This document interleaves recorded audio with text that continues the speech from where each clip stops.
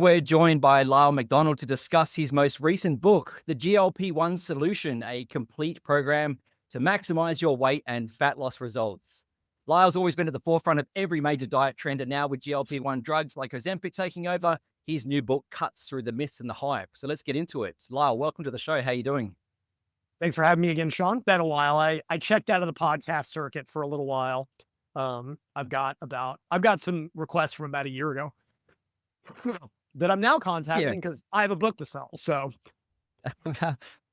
Yeah, well, just on that book, it was a superb read. I learned a lot thank about a topic I didn't really know much about before. And on top of that, it's from a really confidently trustworthy source. But the question I just wanted to that's pose, right. kicking it off, is are GLP-1s the biggest game changer in weight loss that we've seen so far?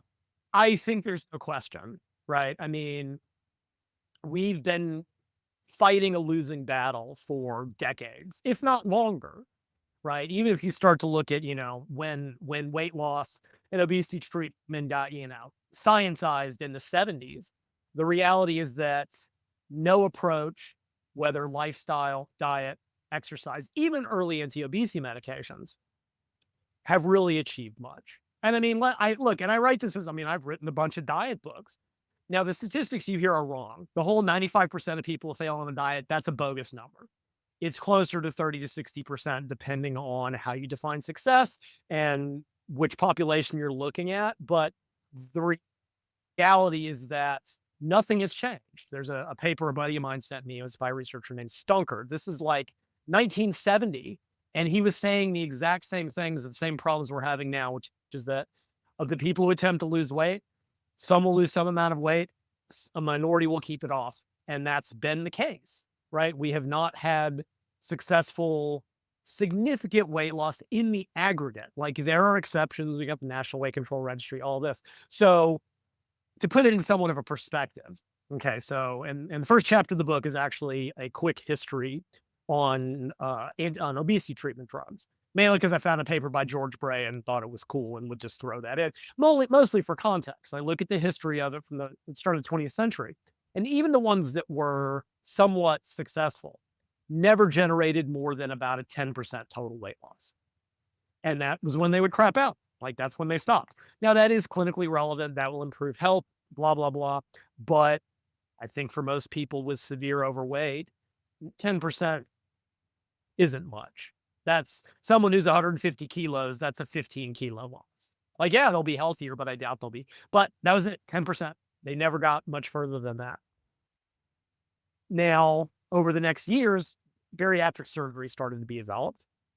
And with bariatric surgery, you can see 25 up to 50% weight loss in extreme cases, right? So that does, and for a while, there was the argument that bariatric surgery was really the only truly successful and or semi-permanent treatment. But even then, it wasn't always permanent. People, even with depending, and I'm not a bariatric surgery expert by any stretch. I know there's different types. There's the one where they basically squeeze off your stomach so it can only hold very frequently. Folks will figure out how they'll start blending candy bars and high calorie foods and they'll start regaining weight. Like that's just human nature, just because of the adaptations.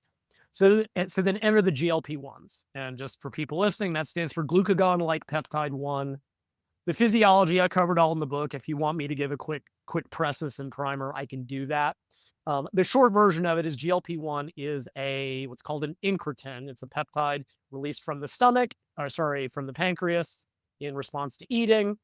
That is involved in blood sugar regulation, increases insulin, blunts appetite, importantly to this discussion. So the early GLP-1 drugs, which were developed based on Gila monster venom, of all things, a guy named John Engs, who was studying Gila monster venom, found a compound that was similar to human GLP-1. The difference being that normally human GLP-1 after you eat stays around for a few minutes. It's very short-lived. It's broken down very, very quickly. When they had tried to use it clinically, you had to do 24-hour infusion for it to have an effect. So it was a non-starter as far as an obesity treatment. But what was in Gila monster venom, which they called Exendin, EXENDIN, lasted about 4 hours. and it was very similar in structure. So Amgen got on it. They created this drug called exenatide, which was based on this compound. It was like, I think it was, you took it twice a day, had a minor effect. They were really looking at diabetes treatment, and it had a small weight loss, but it was, when I say small, couple percent, some people gained weight on it. So it wasn't relevant, or it wasn't very effective, but it was an important first step because it showed the big pharmaceutical companies, there's something here. We can do something with this. And this started off this arms race to develop new and better drugs that would last longer, that would be stronger. And there are a whole bunch in the middle that there was dulaglutide and ecnoglutide and a whole bunch of things that never really got out of the research realm, that at best 2 to 5% weight loss, if it did that, but they were getting better as they went. So the first big improvement was liraglutide, because somehow they figured out how to make it A, injectable, but B, last 24 hours. So it was one shot, it was a daily shot, which is still annoying, but it's still better than multiple orals. And it was found over a certain span of time to generate, on average, maybe 7% body weight loss. You could get a little bit higher with really intensive lifestyle interventions. So it was still in the realm of the earlier drugs, but it was getting better. But really, the big change happened with semaglutide, right? That was the next one. That is Ozempic for a diabetes treatment and Wegovy for weight loss. And I couldn't tell you why they're given different names. It's an FDA approval thing. There's all kinds of regulations. It simply is. Semaglutide, over the span of about 68 weeks, on average generated 10 to 15% weight loss from baseline. Okay, so now this was the first step that got us past what most lifestyle interventions could do. But more importantly, what got us past earlier obesity drugs. And even more importantly, semaglutide was a once weekly injection. They figured out how to get in a 7-day half-life with a bunch of chemical whatevers.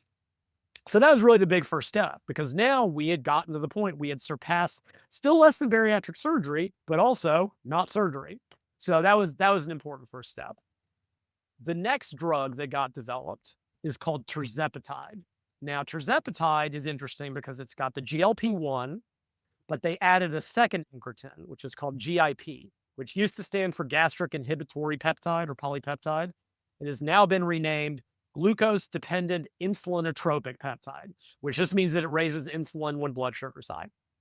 And GIP by itself doesn't do very much, but something about the combination of the two is magic.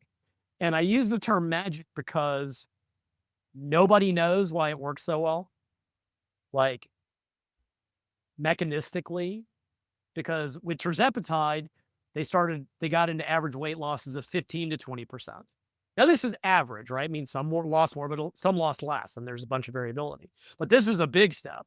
And again, I go back to magic because I spent a month in this trying to figure out why the combination of GLP-1 and GIP worked so much better, and literally nobody knows. There's a guy in my group who researches GIP. We had these severely technical discussions in PM on Facebook, and he basically was like, we don't know. In practice, it doesn't matter. Like from a nerdly standpoint, I'm interested, but big picture stuff, it doesn't matter. It just does. And so now we're at 10 to 15% body weight. And Tirzepatide is known as Mounjaro for diabetes and Zepbound for weight loss. And I wish I knew how they came up with these names. This stuff, it always fascinates me, but whatever. So and those are currently the only 3 that are approved. I think if anyone's still using dulaglutide, I'm not aware of it. It's pretty much liraglutide, and I know in some countries that's all you can get because I've talked to a couple people. Semaglutide, again, Ozempic, Wegovy, I think for a while people used Ozempic as a generic term because it's not. It's like the GLP-1s or more, but whatever. And then Tirzepatide is the new one. Now, there's 2 more drugs that are approaching approval. Now, I'll talk about them out of order. So one is called CagriSema, which has taken a little bit different approach, right? So it's semaglutide, just straight up semaglutide, combined with a compound called cagrilintide. Okay. So in the body, when you eat, there's a hormone called amylin, amylin, that gets released within, and it works with insulin. So they took cagrilintide, it's amylin agonist, which does a little bit by itself, stacked it with semaglutide, and it showed really good results, similar to tirzepatide. Actually, it's somewhere between tirzepatide and the last drug I'm going to talk about. What's interesting there is that it seems to work better in diabetics than other drugs. Most diabetics don't get the same weight loss as non-diabetics with obesity for reasons, and I got a whole chapter that talks about that, about the variability and why. Cagrilintide seems to, and I think that's the amylin component is sidestepping something. But that's kind of a different, they've got a little bit different direction. But the interesting one, it's currently still in research, it's called retatrutide, RETA trutide. Now, retatrutide is a step up from tirzepatide, right? Tirzepatide, semaglutide, GLP-1. Tirzepatide, GLP-1 plus GIP.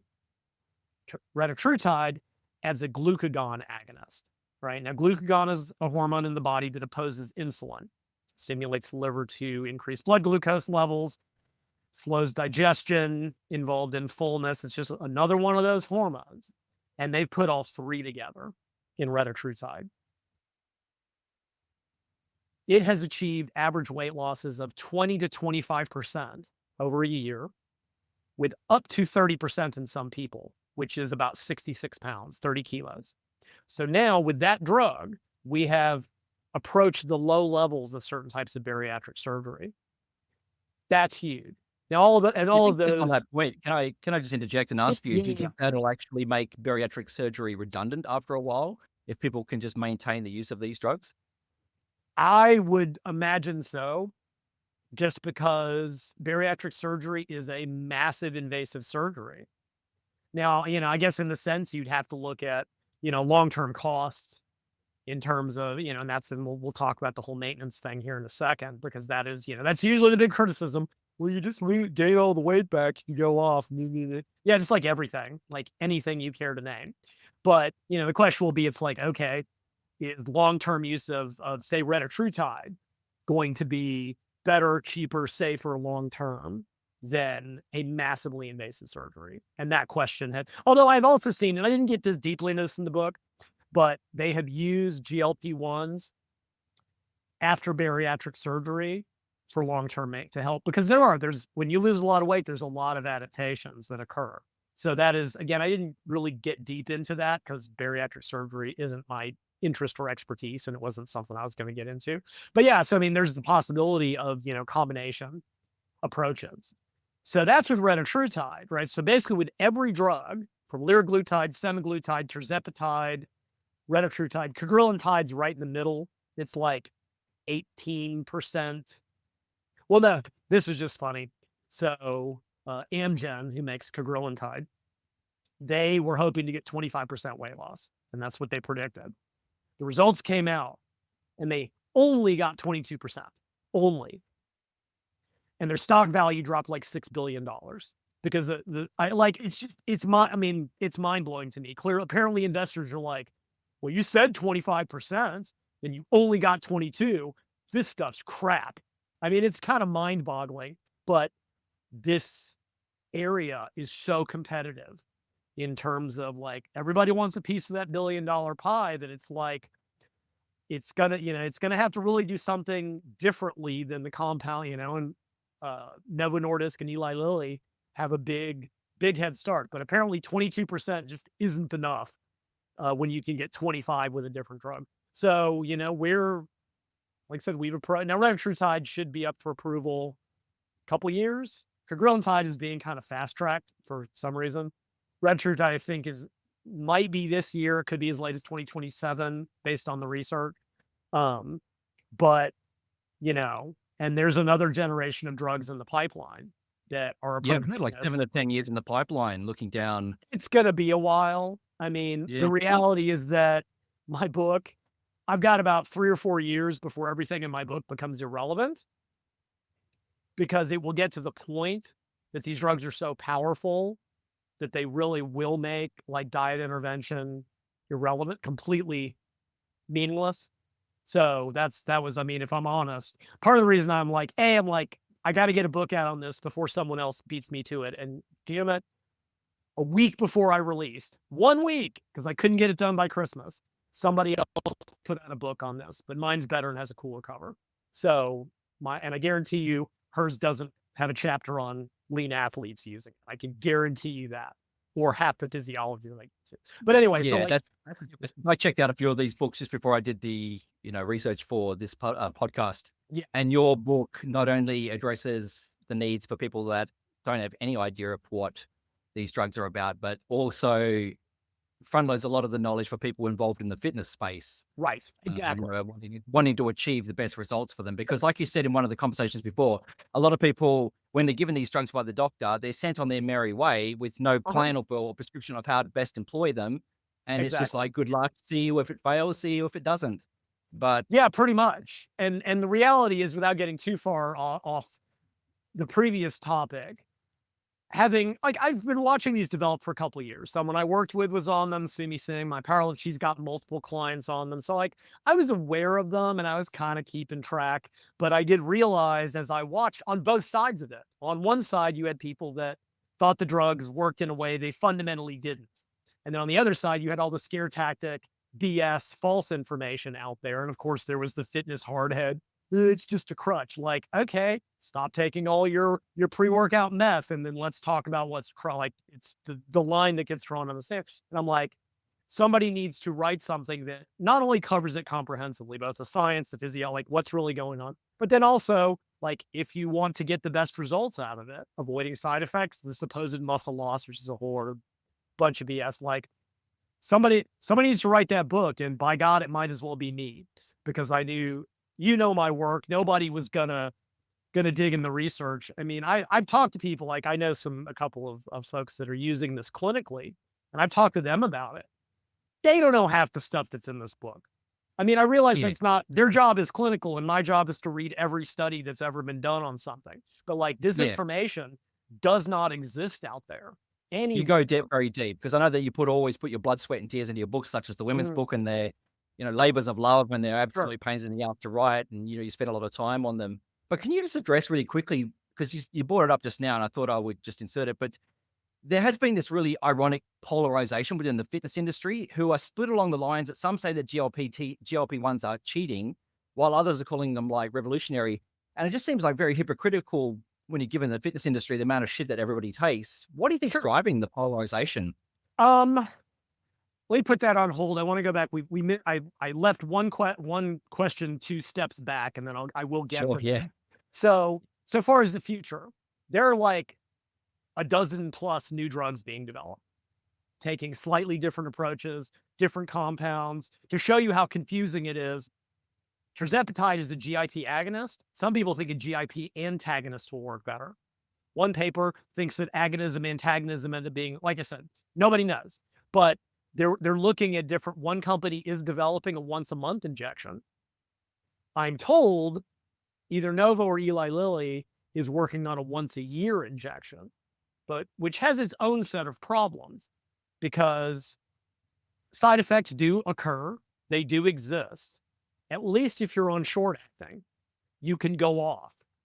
If you're on something that lasts for a month and you get wrecked by it, you are SOL for the 2 or 3 months it's going to take to clear. With a year, you would be fucked for 3 years because that's how it would take 4 to 5 half lives for it to clear. So for a lot of these new drugs, they're going to have to, if they're going to be longer acting, they have to at least reduce the side effect profile enormously because otherwise that is just a non-starter. It'll happen. We're going to get there, but it's going to be, like I said, all the new drugs in development are 7 to 10 years off. And there are only so many ways to go about this. Like, unless they start looking at other compounds like amylin, there's one weird one. It's bimagrumab, something like that. That's it hits what's called the activin 2 receptor. It's what myostatin binds to. And for some reason, which I'll chalk up to magic because I got bored and stopped, couldn't read anything more. it seems to increase muscle mass while decreasing body fat. How? I don't know, just does. So like there's like a couple dozen biotechs that are trying to develop, because it's $1 billion industry. So, but those are years off, right? Do you think there'll be a shift away from the injections in general towards a sublingual No, or an oral version? no, 'cause the orals don't seem to work as well. So I think if there's a shift anywhere, it will be to longer acting injectables. And I mentioned that, like, 'cause you saw that occurred with birth control, right? So we had, the daily pill, and the problem was that frequently, woman goes on vacation, she forgets to take it. She forgets, so then they're like, okay, they developed the weekly patch and the weekly ring. That's a once a week thing. And then, then you had a hormonal IUD, which is 3 to 5 years. But in the middle, you had Depo-Provera, which was an intramuscular shot that lasted 3 months. It was just one shot, fire and forget. And in a lot of cases, that's probably the way to go. Because here's another just interesting tidbit, then I'll get back to to your other question, is in the studies, even with the side effects, even with some of the negatives, discontinuation rates are like 15%. They're very low. But out in the real world, they're stunningly higher.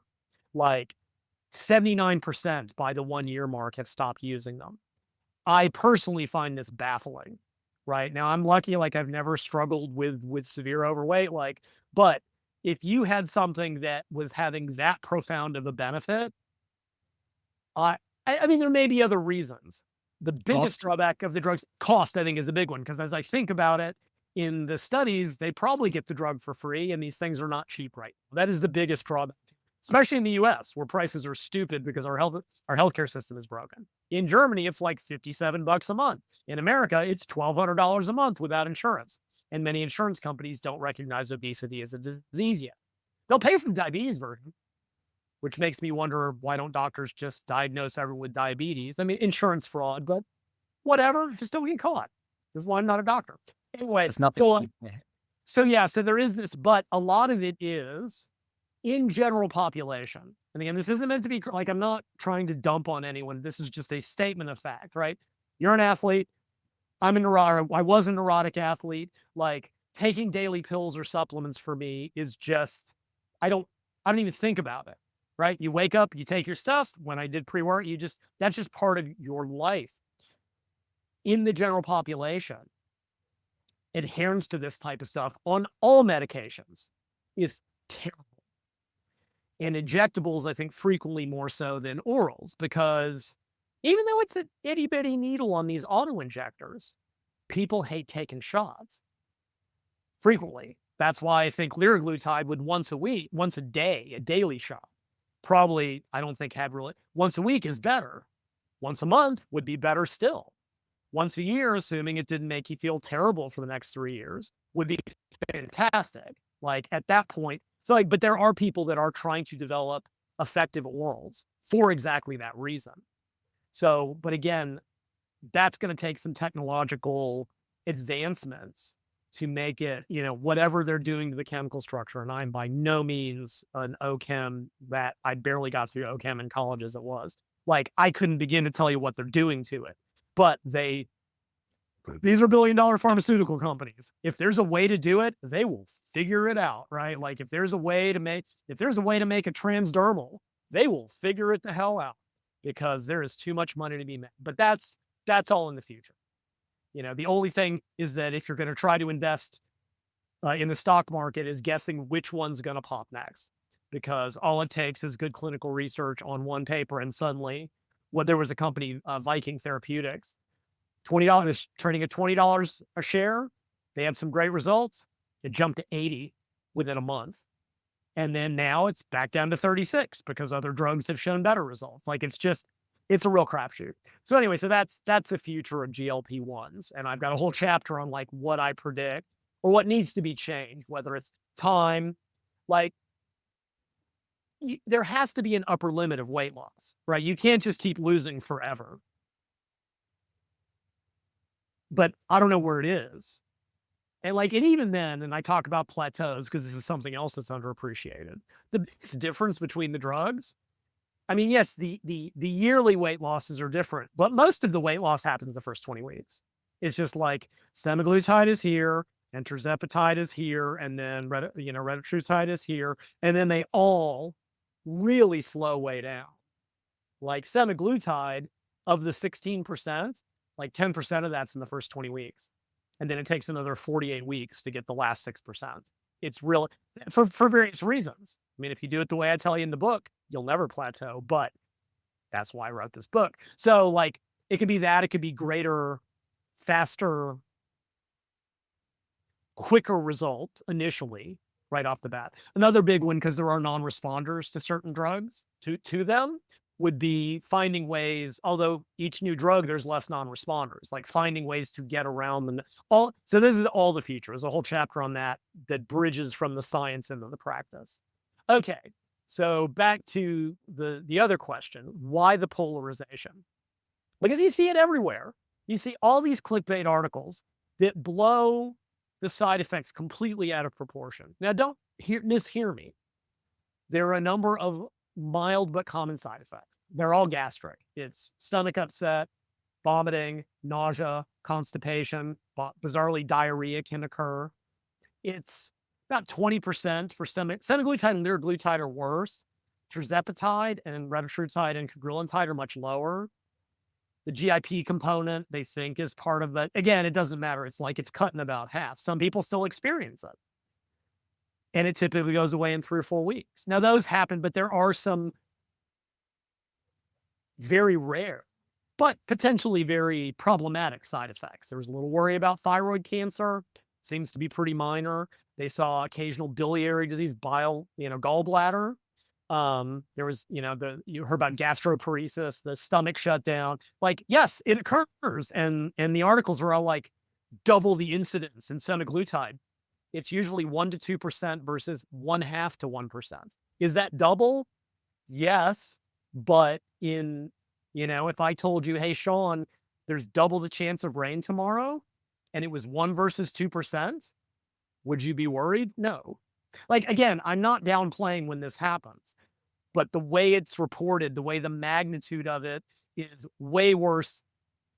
And a lot of the things, and like the one that I harp on throughout the book, because it's one of the dumber criticisms, and it's where people F it up completely.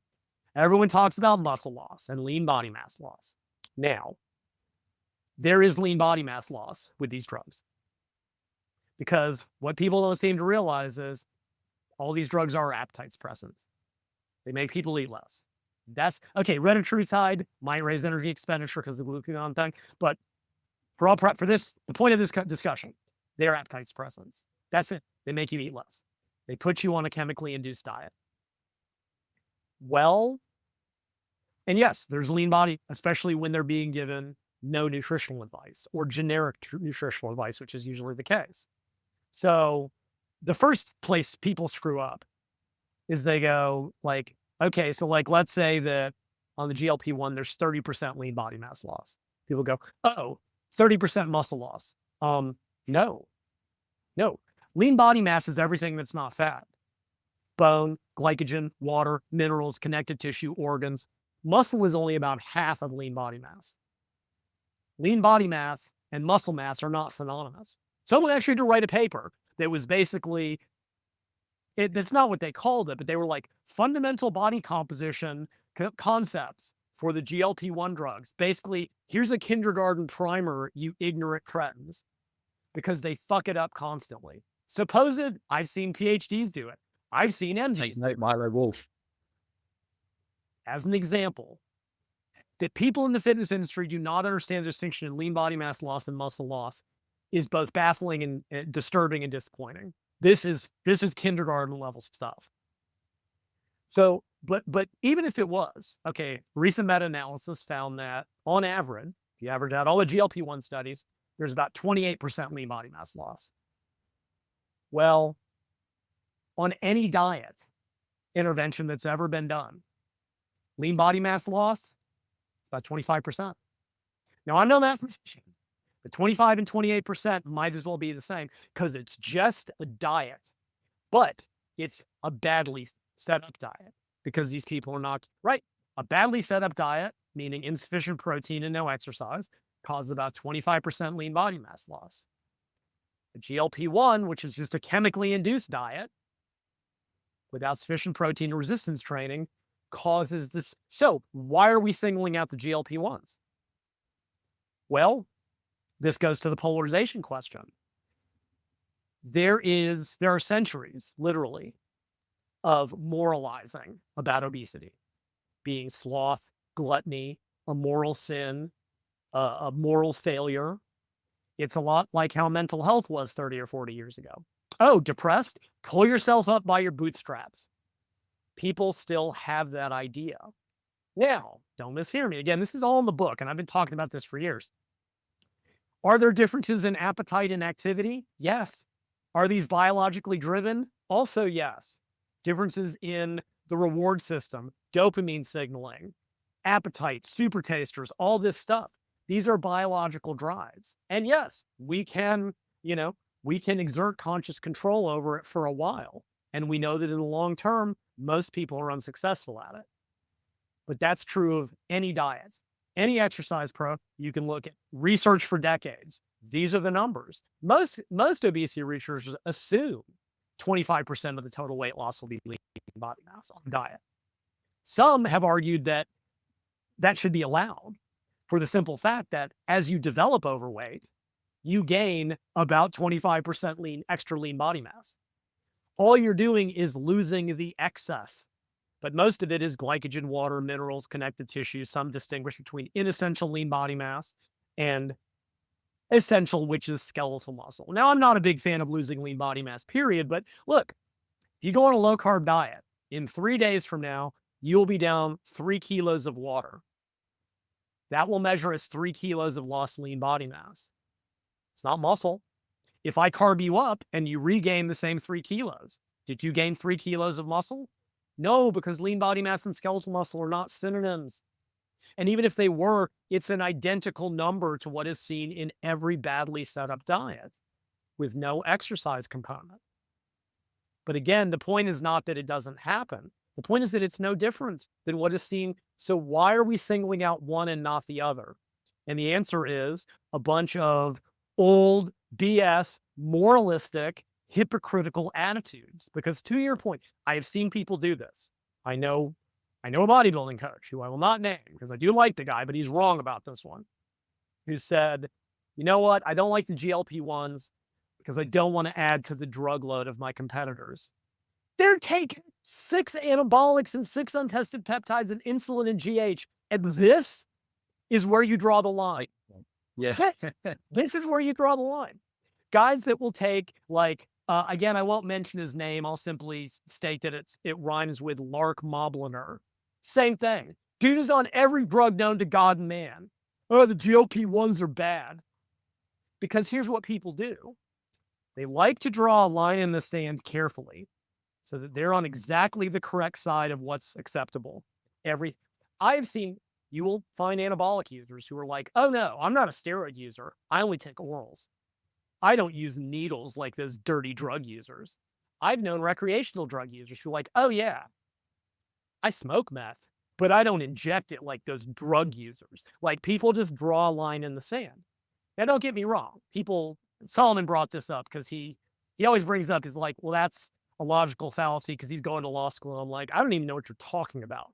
He's like, so are you saying this? I'm like, no, I'm not saying any that's good or bad or indifferent. I'm not saying these are bad and the GLPs are good. I'm saying that drawing this dumb line in the sand for this one thing, when these people are like, well, why not just try discipline? I don't know. Why don't you try training without 6 pre-workouts? Why don't you try training without taking 3 grams of anabolics? Do you remember years ago when they introduced a drug to help get people off the opioids? People did the same thing. There was this moral panic that because there wasn't a struggle associated with the discipline to get off the opioids, It's that introducing mind-boggling. this new drug was somehow not Right. moralistic. But it is. It's a moralistic, it's emotional response for a lot of these people. But what it really comes down to, and I'm going to be careful on my phrases because otherwise somebody will screenshot this and take me out of context. Because they'll be like, this is what Lyle's saying, and it's not. I will anyway. I know. What it comes down to is basically these people, they hate fat people. They think fat people are lazy. They think fat people are gluttons, but they're not intellectually honest enough to say that. So instead, they come up with bullshit rationalizations for why a drug that has changed the way that we approach obesity treatment, that has been the first thing that maybe gives the potential for long-term success. They've decided that's bad to justify their moralistic attitudes. Because somebody Yeah, did think it. about the 7 deadly sins, gluttony being one of them. There's always a picture of an overweight person scarfing down lots of food. Sloth is the other one. Yeah. Right. And again, this is someone, a buddy of mine said that. He saw someone on his Instagram who was like, yeah, I didn't use the GLP-1s. I got in shape with just discipline and hard work. And he's on 12 other drugs.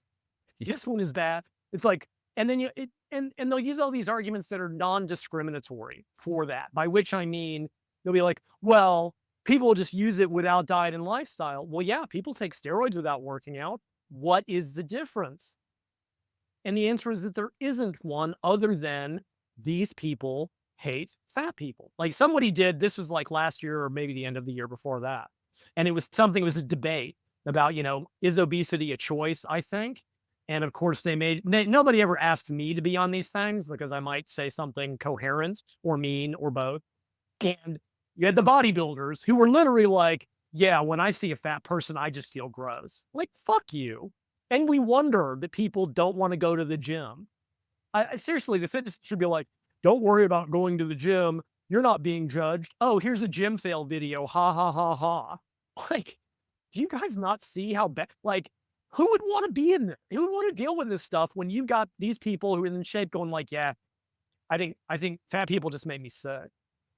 That's the one they're going to take out of context. That's not my quote. That's the way these people have literally vocalized that. And that's, in my opinion, where this comes from. It's just moralistic because, again, go back to mental health stuff, which I'm very sensitive to because of the stuff I've dealt with. 30 years ago, 50 years ago, oh, PTSD, depression, suck it up and work harder, right? Reagan let out the people out of the side because he's like, that's what he believed because he was living in a different reality tunnel. Oh, schizophrenics just need to try harder. Okay. Now, we recognize that mental illness is a disease.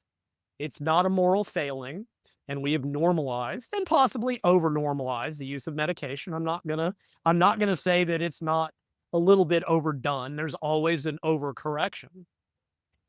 Obesity now for a lot of people is in the same place as mental health was 50 years ago. The difference being that there are literally centuries.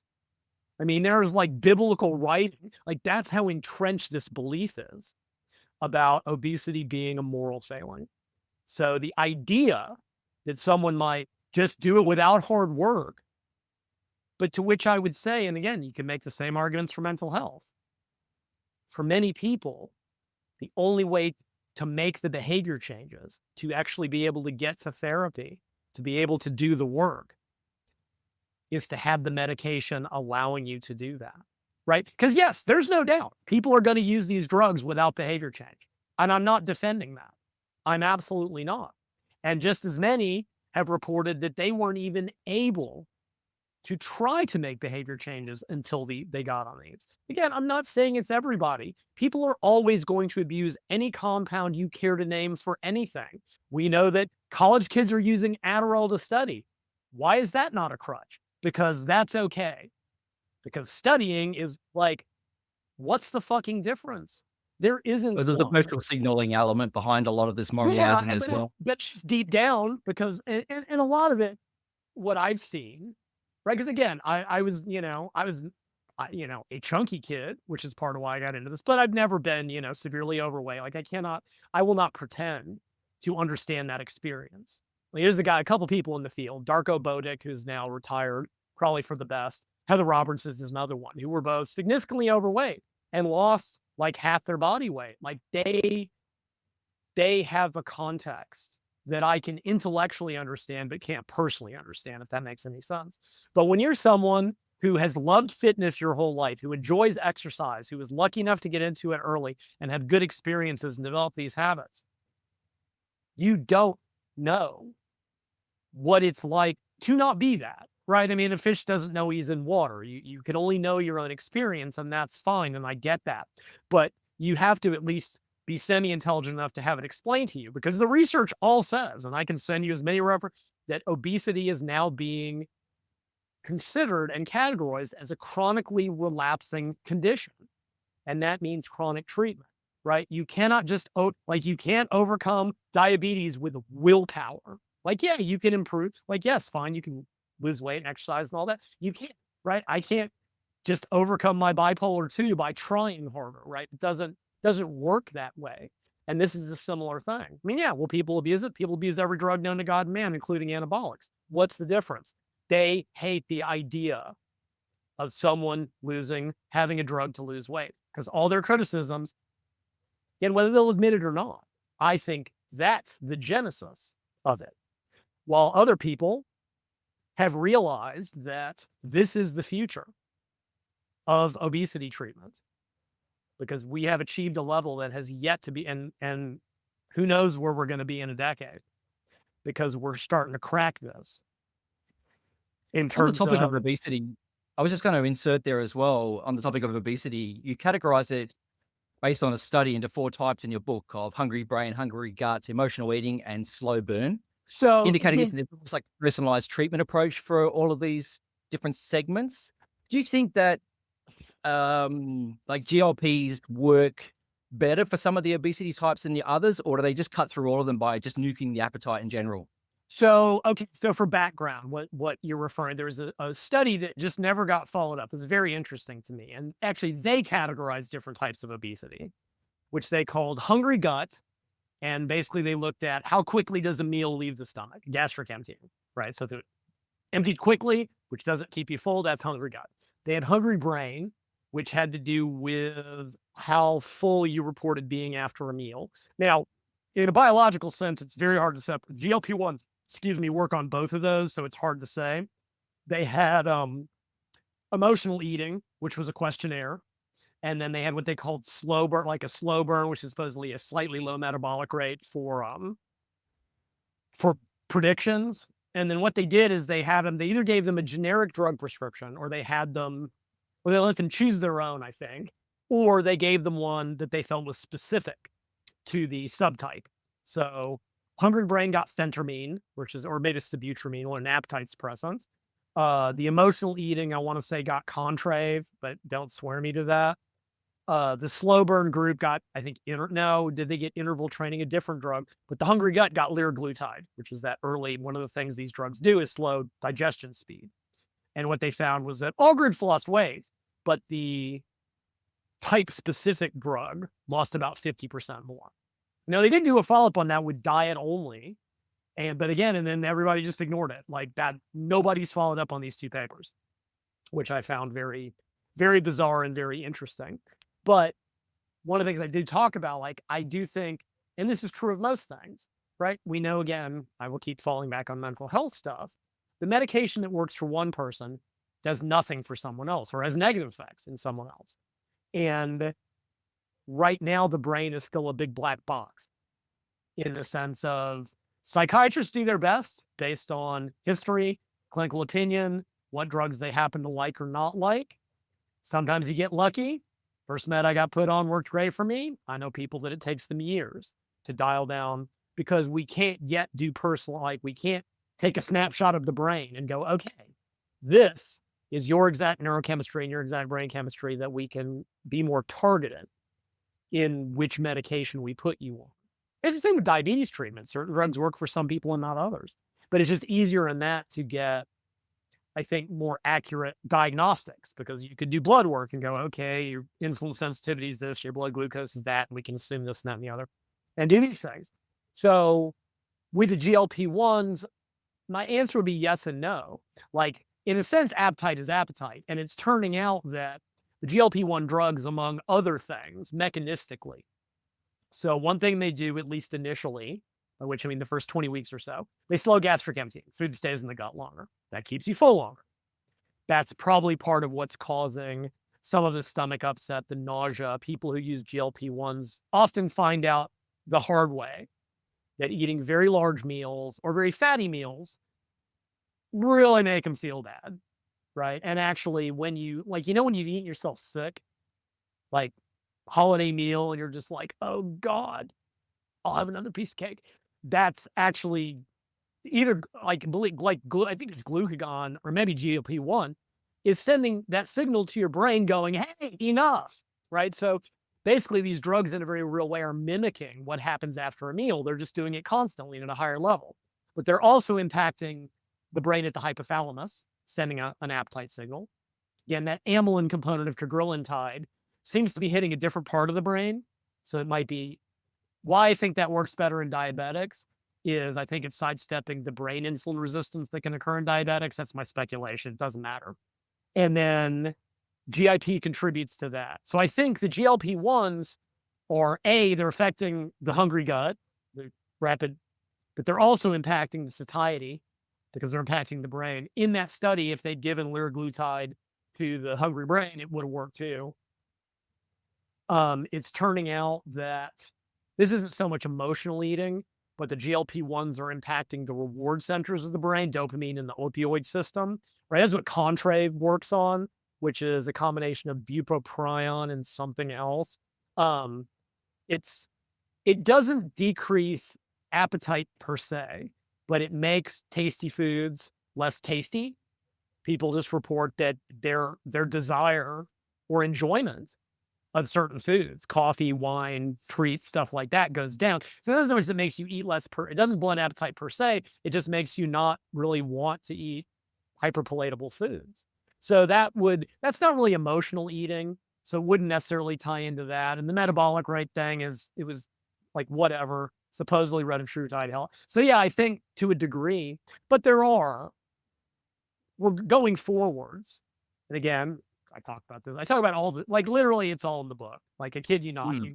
You go look at the table of contents. Like literally anyone who's read any book of mine knows if it's in there. It's There's no stone unturned. You're very I comprehensive, really. as I put in the book blurb, I said it'll answer every question you had and a few you didn't think to ask. Because there is stuff that Yeah. I said nobody but me. Because I read, like I said, I spent a month trying to track down a minor mechanistic detail that doesn't matter except to me. I just wanted to know, and when everybody said we don't know either, I gave up and moved on. Because I would have One spent a one year point I on it. wanted to ask you about one of the mechanistic actions that I don't know if the book touches on. I'm not sure because I had kind of speed read it to prep for the interview. Yep. But some of the big names in the space have been recently claiming that GLP-1s aren't just weight loss drugs in terms of appetite suppression, but they point to research that they're metabolic modulators reducing systemic inflammation via brain pathways, potentially independent of caloric restriction. Do you agree with that? Honestly, I didn't care enough to look into it. There are I have like a section that's like 4 paragraphs because there are a lot of claims being made about they're like, "Oh, reduces heart disease risk, reduces stroke risk, reduces kidney risk, reduces PCOS risk." Yes, because weight loss does all of these things. The Yeah, question one of the quotes that one of the guys actually made, it said that poor metabolic health, like high blood sugar, insulin, inflammation, etc., drives obesity and not the other way around. And he said that this challenges the oversimplified calories in, calories out model that dominates the public thinking at the they moment. can believe whatever the fuck they want, and and yet a calorie deficit always works. And what it is, this is all they're saying is like, "Oh, appetite doesn't drive obesity. This drives appetite." It's still the same thing. If it still results in a higher calorie, because that's simplistic. They're trying to argue the insulin model and all that other garbage. So actually, let me finish the GLP-1 thing and then we'll come back to that because Sure. that is Yeah. important to address. So there's all this data. There was early data with liraglutide that it might reduce Parkinson's progression, like or dementia, or one of those two. And all these other things keep coming out. Yes, because weight loss improves all of these. Now, the question becomes, and I'm not saying I have the answer. Let me make this real clear. I just started to not care anymore because it wasn't the topic of the book. Was how do you separate the two? Right? How do you now in some of the research, like so in one of the liraglutide studies, I believe, they found that insulin sensitivity did start to improve before the weight loss occurred. Right? And we know GLP-1 is impacting on insulin, blood glucose. There are GLP-1 receptors in a lot of places in the body, although I have my own issues with that because they claim to find them in places that they shouldn't be there because they never would have been exposed to GLP-1 ever. Like, effects are being claimed for GLP-1s that factually it doesn't do in the body. And I fail to Yes. understand, right? So, okay, we know what testosterone does. Well, if I could just again counter on that point based on what these guys are saying to have a look at their argument and see where your thought process goes. So we talk about responders and non-responders that take GLP-1s. So if there are people that take GLP-1s and don't lose weight for whatever reason, Yeah. do the metabolic markers like cardiovascular, neurological health, etc. Is there any evidence showing that those metabolic markers improve without any weight Well, loss? I mean, so for example, in the early studies with some of the weaker drugs, they gave them and they didn't see an improvement in HbA1c and blood glucose with the drugs. And guess what? They didn't lose weight either. Mhm. The question then is, yes, does it have an additional effect? Or early, now, insulin sensitivity is a different thing, right? The GLP-1s, there are, I believe, it is impacting that system, right? But so there was a paper recently, and they showed that in obese men, 1.3% of them ended up with erectile dysfunction and hypogonadal. To which I say, how? In obese individuals, that stuff always improves. And you get in the paper and they're like, well, in mouse studies, the testicles have GLP-1, there's GLP-1 receptors in the whatever, I forget the name of the tissue. And I'm like, okay, why? Eating has never done this, right? You have to, and again, we know what testosterone does. If I give you testosterone, it does more testosterone things, right? If I give you thyroid, it doesn't do completely different things that are unrelated. But what they're saying is, okay, GLP is a meal released compound that stays in the body for 5 minutes that affects basically the stomach and not a hell of a lot, and the pancreas, not a hell of a lot else. And yet, for some reason, something that has never occurred with a meal, eating a meal has never reduced inflammation. And now you're going to tell me that chronic GLP-1 activation somehow magically does something that the body's own doesn't and never has done? Explain when we know that weight loss reduces inflammation. Now, because here's how you'd have to do. Now, again, I'm not saying there's not an effect. One paper I read, they were like, yes, the reduction, because they're like, okay, we know that stroke risk goes down. Well, what happens? Here's some of the big risk factors for stroke: high blood pressure, high blood sugar, uh, overweight. Well, gee, what does these drugs cause? And they said, well, 40% of the effect on stroke is okay, fine. Maybe it has additional effects beyond weight loss. But what you would have to do to parse this out would be to give someone the drug and prevent weight loss by, I guess, overfeeding them, which brings in another variable. So to separate these, we know that losing weight reduces inflammation, reduces blood sugar, reduces insulin. Not to mention, anyone arguing that GLPs are working by reducing insulin and inflammation, the GLP-1s raise insulin. GIP raises insulin. That's what the hell it does. If there's a long-term reduction in insulin and blood sugar and inflammation, it's because of the weight loss. They have cause and effect reversed.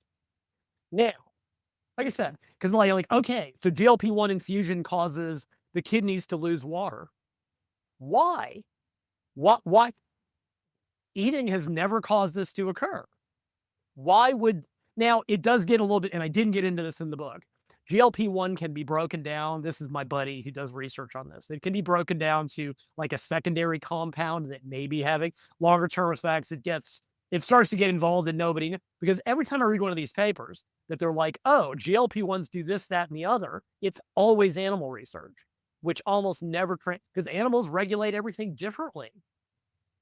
So if you're going to tell me that a meal-related compound does something chronically that it is the opposite of what it does after eating, I'm going to have trouble accepting that without some really strong. Now, I'm not saying it doesn't. I'm truly not. I'm saying that at this point, the claims are way, even the most recent one, GLP-1s reduce sleep apnea. Actually, one of the big CPAP companies lost billions in stock when it got approved. Well, you know what reduces sleep apnea? Losing weight. So maybe it does have additional effects beyond that. But I'm sorry, the primary driver on this is and will always be weight loss. So far as the inflammation, appetite, non-calorie thing, obesity is an inflammatory state.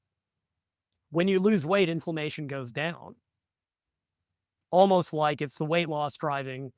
So like, and one thing that does happen, so if you start to overfeed someone, and this is in humans, right? You actually start to see an early inflammation in the brain before weight gain occurs, but it's being driven by the calorie surplus, period.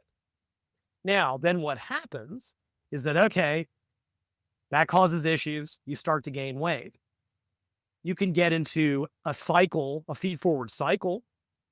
Absolutely.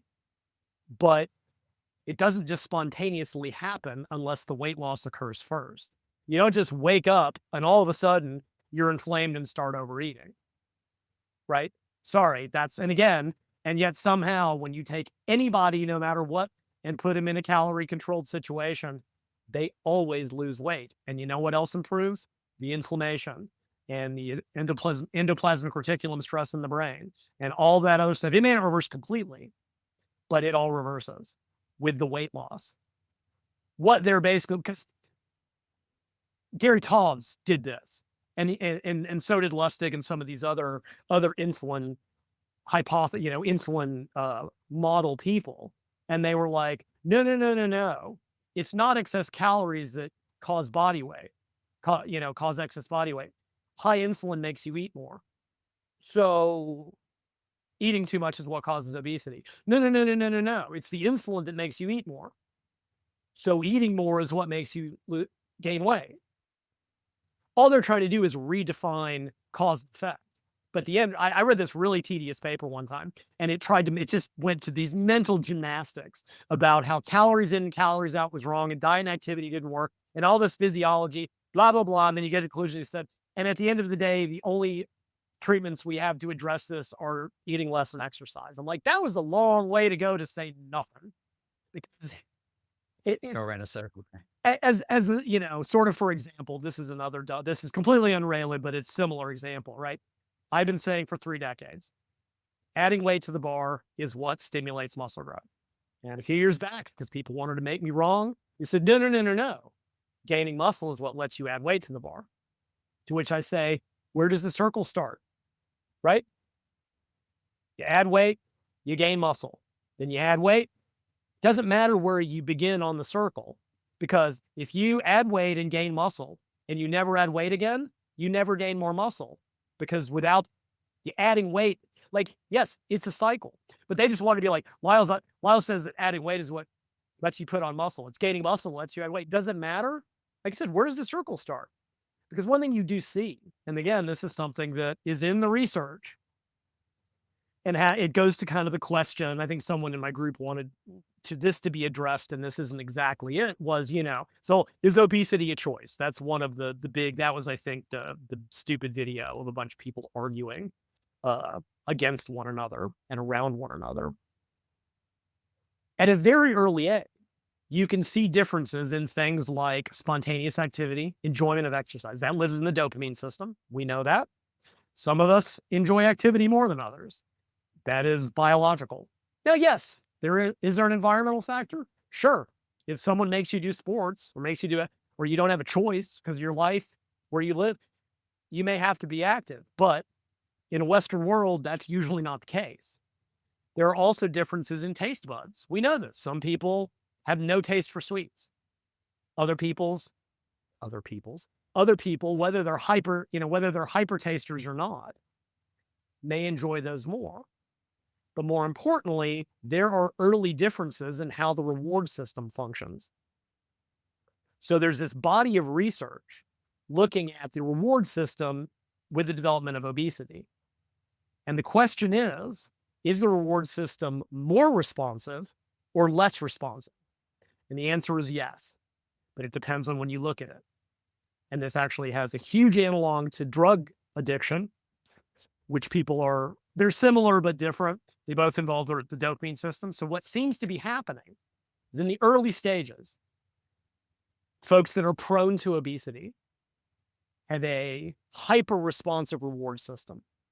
they get a bigger dopamine burst out of anything that drives dopamine. It can be food, it can be alcohol, it can be drugs of abuse, it can be shopping, anything. They are hyper responsive to it. And when they do it, they enjoy it a lot. So they do it more. As they do it more often, that system starts to desensitize. Because if you look at folks later in the game, their reward system is hypersensitive. What that means is they have to use more of their compound of abuse. Now, we know that this occurs in drugs of abuse, right? I had an addiction professor one time who both did research and actually worked in drug rehab. And he said, every drug addict remembers their first high because it's the best they've ever felt, and they chase it for the rest of their life. They can't ever get it again. You can never, the second time is never as good. But what do you see? Escalating doses because they need more and more and more just to feel normal. Same thing with any addiction. Drinkers, alcoholics have to drink more and more and more to get the same effect. The same I thing think it is also happening. ties in before with our discussion of people's criticisms about people that lack self-control or discipline in regards to managing obesity, because they will refer back to, say, the 1970s and say, look at any beach back in the 1970s. You'll see most people on that beach, are obese or everyone's nice and lean. And that However, has nothing to do with willpower and everything to do with that's right. It ignores the easily available I grew up dopamine in the hits. 70s. We didn't have the food that was available, and I rode my bike Correct. everywhere, right? Environmental. It's that the world has changed. The biology Mm. has not changed much. There's other things going on. I mean, unfortunately, the nature of collaborative mating and the way genetics are passed down does tend to make it worse over time, but the environment has changed massively. The ability to obtain hypercaloric, food companies, their whole job is to try to make foods as addictive as possible. I watched this great documentary. I can't find it anymore. It was about snack chips and how the goal of every snack chip, like that, it is a science, is to make the taste and the flavor hit at exactly the right intensity, duration, and amount to give you that hit and then go away to make you want the next one. Like that is the science of chips because it's all meant to drive the reward system. Hell, online games, those are just Skinnerian. They're just Skinner boxes. They are conditioning. They use the exact same tools to addict people to them. And food has that same potential because anything that drives the dopamine system, doesn't matter what it is, has the potential for this to occur. And yeah, we've got the same moral arguments about, is drug use a choice? And I read a great paper to the effect of it's not until it is. Because yeah, and and what's interesting to me is that the success rate of drug treatment is about the same as for weight loss. There is something inherent to the system that we're just doing wrong. And guess what? The GLP-1s, the first data came out right before I published the book that because they tamped down the reward system, they're showing a benefit for addiction treatment because they hit that same pathway. Yeah, there's always this talk of fixing the food system, like we've got to manage the environment of making more things. That's right. It's fucking luck. Is that just fantasy or are GLP-1s truly Oh the only God. way out of the money? I read this. I read a book one time that it was the Handbook of Self-Regulation. It's one of those boring books I've ever read, and I read some really boring books. And at the end, there was just this optimistic pie in the sky chapter to the effect of the key to addressing this. So maybe it's a book on obesity. I forgot. It's like we simply need to retool cities to make it easier to walk around and have parks and activity. And I'm like, I don't disagree fundamentally. I don't. But I also live in the real world. Are you going to pay $1 zillion to retool every city in the world? Right? Like, because again, this is very American. You see big differences in different cities. If you go up to the northeast of the US, when you've got, New York and New England and all those areas, when they were built, like they are walking cities. They have good public transport. It's actually too expensive. Most people don't drive. You can taxi. Activity is really easy. I live in Austin, Texas. It is a driving city. You don't walk anywhere unless you have no choice. We have no public transportation that's worth a crap, right? So yes, that's great. The food companies should cut into their profits for the good of mankind. I mean, again, sure, but it ain't never unless the government flat out says, regulates it, flat out says, you must stop this. It will never happen. So, Duchesne used to say, good advice not taken is bad advice. And this is the same thing. Yeah, it's a brilliant suggestion that can't possibly work in any world that anybody lives in. Maybe when, we colonize the moon, we can change things, call whatever it is. Like we can set it up so you have to run everywhere. But sorry, this is the society we live in. Although what's kind of interesting in that regards is the food companies are already taking a hit on their profits. Yeah, I was going to say that. We're already adjusting them. Walmart is already feeling the pinch because people, and I have heard of, I haven't looked into it. There are companies now that they're like, well, we're going to come up with GLP-1 friendly foods to make sure that Correct. they Yeah. focus on too. Just like they did with low fat and keto and low carb jelly beans and all that other crap. Like that's because they have no choice, right? They have to, that's capitalism. You have to adapt or die. And the reality is that these are changing people's food preferences, food spending. I actually have one day, this goes to cost thing. And they looked at it and something like 20% of people reported that the amount of money they saved on food per month actually offset the price of the drug completely. So, although I had another ready to consult with someone and then they fought with food issues for years and I hadn't talked to them in a while and they end of last year, and they said, yeah, they went on Mounjaro, Tirzepatide with my rapid fat loss.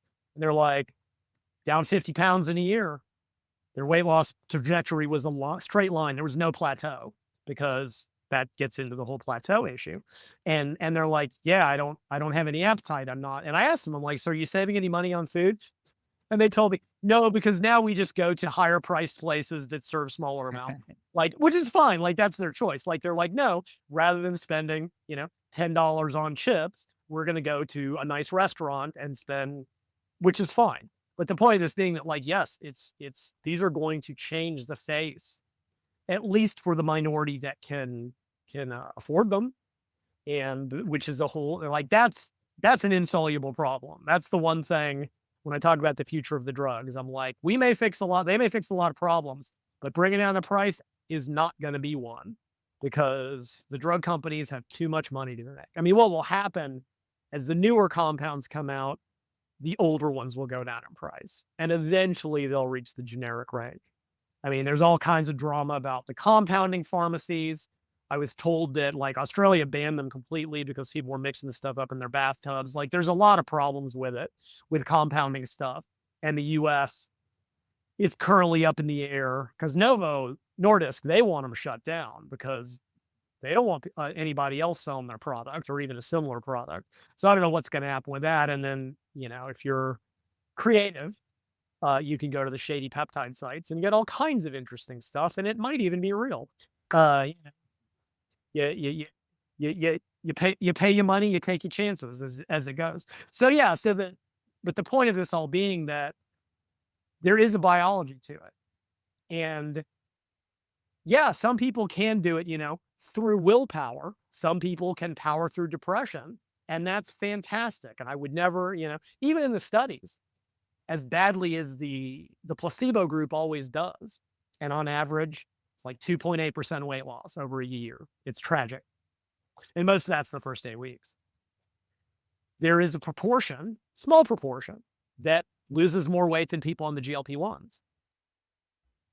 But it is a small, like in one of them, I'm going to get the numbers wrong. It's in the book. It was something like, I think it was a Tirzepatide study, something like 13% of the placebo, just the lifestyle group, lost as much weight as like the middle dose of Tirzepatide, but 39% the Tirzepatide group did. Like it's not that lifestyle intervention doesn't work, but of course that was over 1 year. Now let's look at it 2 or 3 years down the road, which is where regression usually occurs. So it's like, yeah, it's not that can't work, but I've known people, whether by design or because they just weren't given advice, you're like, yeah, they just want to take the drug and hope it works. But frequently that's because that's what they've been told. That it's like, oh, they're so magic. And for some people, they are. For hyper responders, they're like, I can't eat anything. And then a lot of people are like, I'm 3 months in, until they get to the highest dose, nothing happens. But that's because they're not paying attention to their diet. The drug hasn't, for some people, you need higher doses, just like anything else. And some people are still non-responders at 16 weeks have lost less than 5%. Is it a That's what I lifestyle wanted to thing? ask you about actually, because you mentioned in the book that the responses are so wildly variable. And I was Yeah. wondering, like, could there be any like any underlying drivers to that, like gut microbiome, receptor differences, neurochemistry, or are we So just guessing? Are there some that's a people that are just basically screwed and nothing they will take is going to ever work for them? That's another one where the answer is okay. So there's been like three truly identified predictors of response. Okay. One of them is diabetes, where people with diabetes tend to lose less, like 5% less, like it's 10% versus 15. That could be a number of things. It could be one, in general, the diabetic study subjects are older. So presumably they've had 30 years of metabolic dysfunction. Frequently, they're on other drugs that can cause weight gain, which may be offsetting it, but for reasons that are unclear, right? Because again, this is something, and I'll get to this in a second, is that in most of the GLP-1 weight loss studies, they give a lifestyle intervention. They give advice. It's not good advice, but it's generic advice. It's the same advice we've given for 5 decades that doesn't work, but at least it's advice. They don't do that in the diabetes studies. Why? I have no idea. That could be part of it. And I cite a study in one of the chapters that I think demonstrates that completely, but I'll get to that too. So diabetes is one. Number two is that earlier weight loss predicts greater total weight loss, which I find useless. All that says is that people who succeed, succeed. Like that is not a it just says, well, if you lost early, you'll lose more over time. Well, of course you will. That just means that if you're a responder, you're a responder. Like to me, it's a circular argument. It just says if you succeed, you succeed. I don't think that says much. Here's the interesting one, which again, I guarantee you, well, you have because you skimmed the book. That most people listening to this have never heard, never seen, talked about, except until now. The two doctors I talked to that use this shit clinically, they didn't know about it. Women lose more weight more quickly on the GLP-1s than men. Let me say that again because it contradicts everything else that's ever happened in the world. Women tend to lose a greater percentage of body weight and start losing sooner than men, which goes against like every other study ever. And the question is why? And there's two speculated reasons. One is that they dose these things in absolute levels, right? So semaglutide is 0.25 milligrams, 0.51, 1.7, 2.4. I don't know where they come up with these numbers. They seem random, like whatever. Tirzepatide is 2.5, 5.7, 10, 15. Regardless, since they're dosing them at an absolute level, women who are typically lighter are getting higher exposure. They get higher blood levels, right? I mean, easy example. If you gave a man and a woman the same dose of of an anabolic steroid, the woman is going to be getting, 8 times as much as she would otherwise have. So women get greater exposure because what you see is that the higher the GLP level ones in the blood, typically the better the appetite suppression, but also more side effects. So give a man and a woman the same levels and the man will be lower. By the same token, at the maximum dose, men don't reach a plateau of exposure, right? So at 2.4 milligrams of semaglutide, women will have hit a plateau and men won't. So that's part of it, which means, and some have suggested, again, it hasn't been studied, could men use higher doses? Should women, of course, women suffer more side effects at the same time. It's kind of a catch-22. Could women start at a lower dose and taper up more slowly, dose escalate more slowly? Could men start higher or go to a higher maximum dose? Probably, but it hasn't been studied. But there's probably a hormonal effect going on as well. And there's limited data on this. Like I said, a lot of this is speculation, but paper again that came out late 2024. You know what? That was one of the hardest parts of writing this book. Every damn week, something new came out that I'm like, okay, I gotta go shoehorn this in somewhere. Like at one point I told a buddy of mine, stop sending me papers because I can't update this I can't keep updating this every week. At some point it has to be done. I've gotten it. There's not going to be anything truly groundbreaking for a few years. But anyway, so postmenopausal women on hormone replacement got better results than women who weren't. So that suggests there's an estrogen, like estrogen blunts appetite in its own right. So being female is predictive of greater weight loss and faster and sooner weight loss. And those are the only truly identified factors in response. Everything else is speculation. So some of the ideas that have been thrown about. One, because it's legally required to be suggested, is the gut microbiota. In 2024, you are required to suggest that as a possibility. It's exhausting. Every day, I don't care what the article is about. And it's like, oh, hair color, probably the gut. Like it's truly, I mean, I'm not saying it's not important, but good God almighty, let it go. A lot of it, and it's always animal research, which generally doesn't. And even if it was in humans, we don't know what effect it's having other than, I mean, these drugs affect the stomach. So yeah, probably. What can we do about it? Who the hell knows? Okay, so that's one.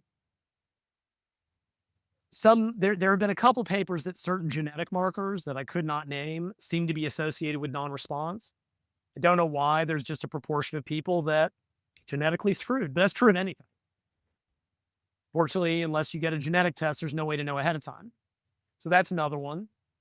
One group has suggested that, so there's a concept called membrane flexibility, basically cellular membranes. And when you eat certain types of diets, high in saturated fats and trans fatty acids, you lose cell membrane, which decreases insulin resistance. It affects how the receptors can move in and out of the tissue. Is that long-term changes there may be having an effect? And they have some preliminary research that statins may help with GLP-1 response. And I suggest in the book, long-term fish oils help to correct that. So maybe, again, pure speculation, fish oil should be part of it anyway. Then there is just some people seem to develop antibodies to the drugs, and I don't know why. And I don't know what proportion. I saw it mentioned once. I was like, put that in there because this is all guesswork. And then there's the whole thing about just receptor resistance. And this is kind of a weird catch-all situation. So what we're talking about here, right? So when we talk about hormones and response, right? We got the hormone, the lock in the old model. We got the receptor, which is the key. Hormone is the key. Receptor is the lock. Key, lock, stuff happens, right? Insulin binds the insulin receptor, bunch of shit happens, magic. Testosterone binds the androgen receptor, blah, blah, blah, magic, right? It's just, I put that in a book one time and I was like, magic happens. And then response. Because then that receptors can vary in sensitivity. And that can do with receptor number. It can just do receptor function. It's a lot of molecular level stuff that I'm in no position to try to explain or understand because it doesn't matter in a practical sense. But some people, and we know this, right? There's been data recently, like people that are hyper responders to training upregulate their androgen receptors more after training. That's part of why we know that some people are hyper responders to anabolics. On the lowest doses, they explode. They probably have high androgen receptor density, high androgen receptor sensitivity. Any two people at identical weight, body fat, and activity, insulin receptor sensitivity can vary tenfold just genetically. So there's no reason to think that GLP-1 and GIP and maybe glucagon and maybe amylin, the receptor sensitivity can't vary between people. And it might be genetic. It might be secondary to the development of overweight and obesity. It could be that initial resistance predisposed someone to weight gain in the modern environment, which then caused further problems downstream. That happens a lot. You see this feed-forward cycle because when you get weight loss, some of that dysregulation reverses itself. So some people may simply be more resistant to the effects of the drugs, whether it's in the gut, the brain, whatever. And this is at least supported by the fact that for any of the given drugs, liraglutide, semaglutide, tirzepatide, retatrutide, there's not a lot of work on CagriSema.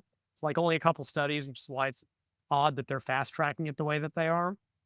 I think it's because semaglutide had a decade's worth of work. So they're like, we don't have to we got a decade on this half and we just need a couple years on this, whatever. Or they paid off the FDA. I don't know. Regardless.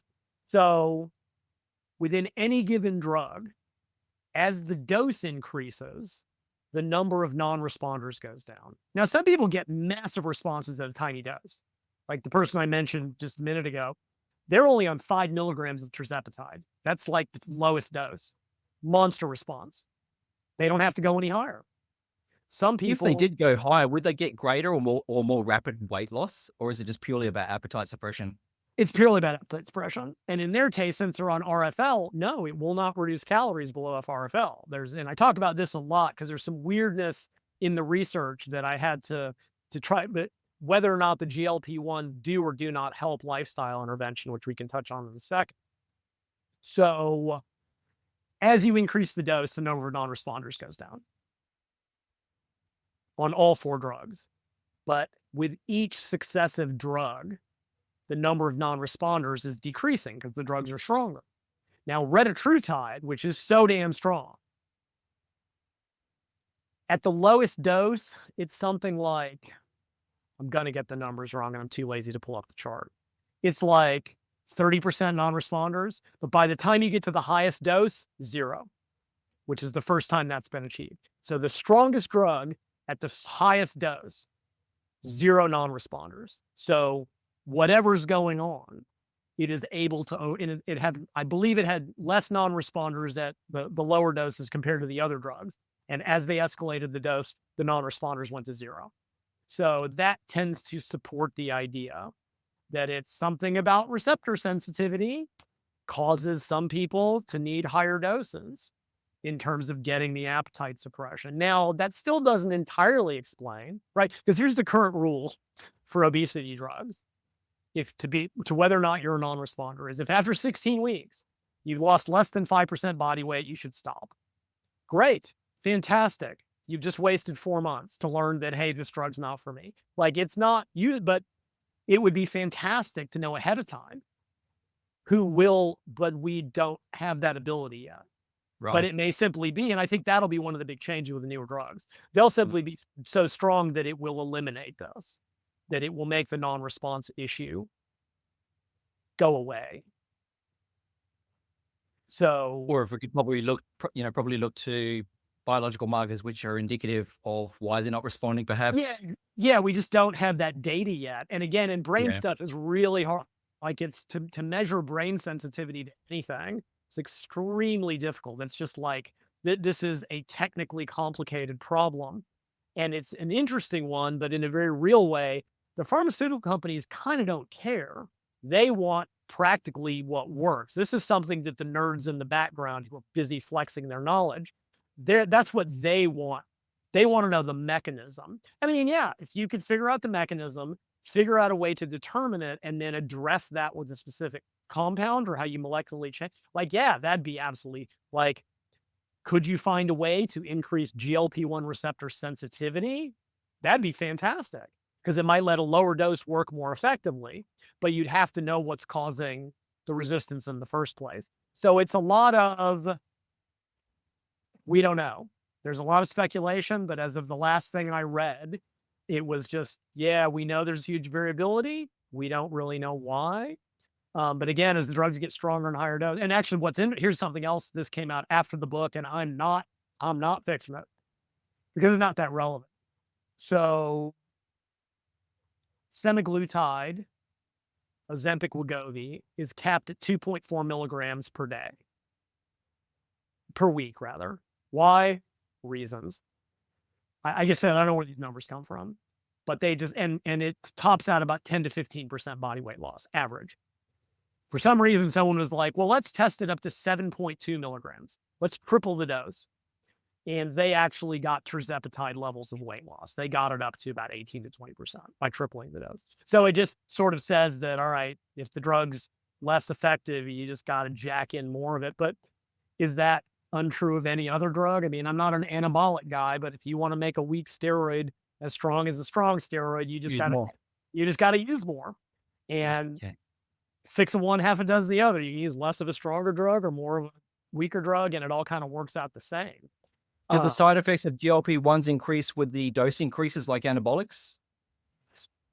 Generally speaking, yes, at higher doses, because unfortunately, especially the gastric stuff, right? GLP-1 is having direct effects at the gut in terms of gastric motility, which is how the tummy chews on the food, gastric emptying, which can slow massively in some people and not so much in others, right?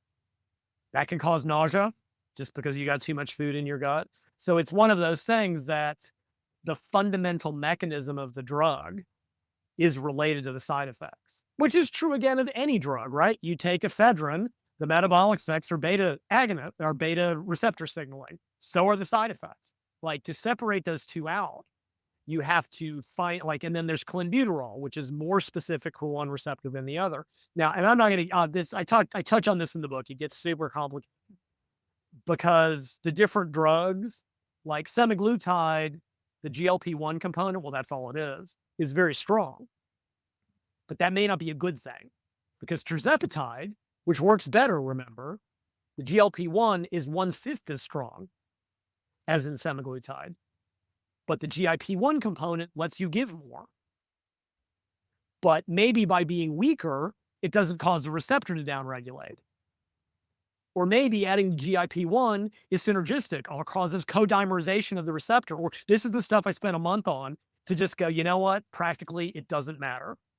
I'm interested in it, but big picture stuff, Tirzepatide works better. Because one thing that you do see in terms of going to the side effect thing. So typically when you start these drugs, you always start at the lowest dose. Now in the studies, they dose escalate every 4 weeks. So it takes between 16 and 20 weeks to reach the max dose, depending on the drug. Liraglutide's different. You get there in 5 weeks, but whatever, forget liraglutide. But you don't have, and every time, and generally what happens, because it takes 4 weeks for them to build to a steady state. That's why they only do it that often. But they always dose escalate at the 4-week mark for control, because they're like, we need to get everyone to the same dose. They will allow de-escalations for major, but usually what happens is that at a given dose, after a while, the side effects go away, probably because receptor downregulation. But when people increase the dose, they tend to come back acutely. Many people report that the day after the shot, they will have a small return because you're getting a big spike into the bloodstream, right? That's how the shot works. It spikes and then starts to half-life its way down.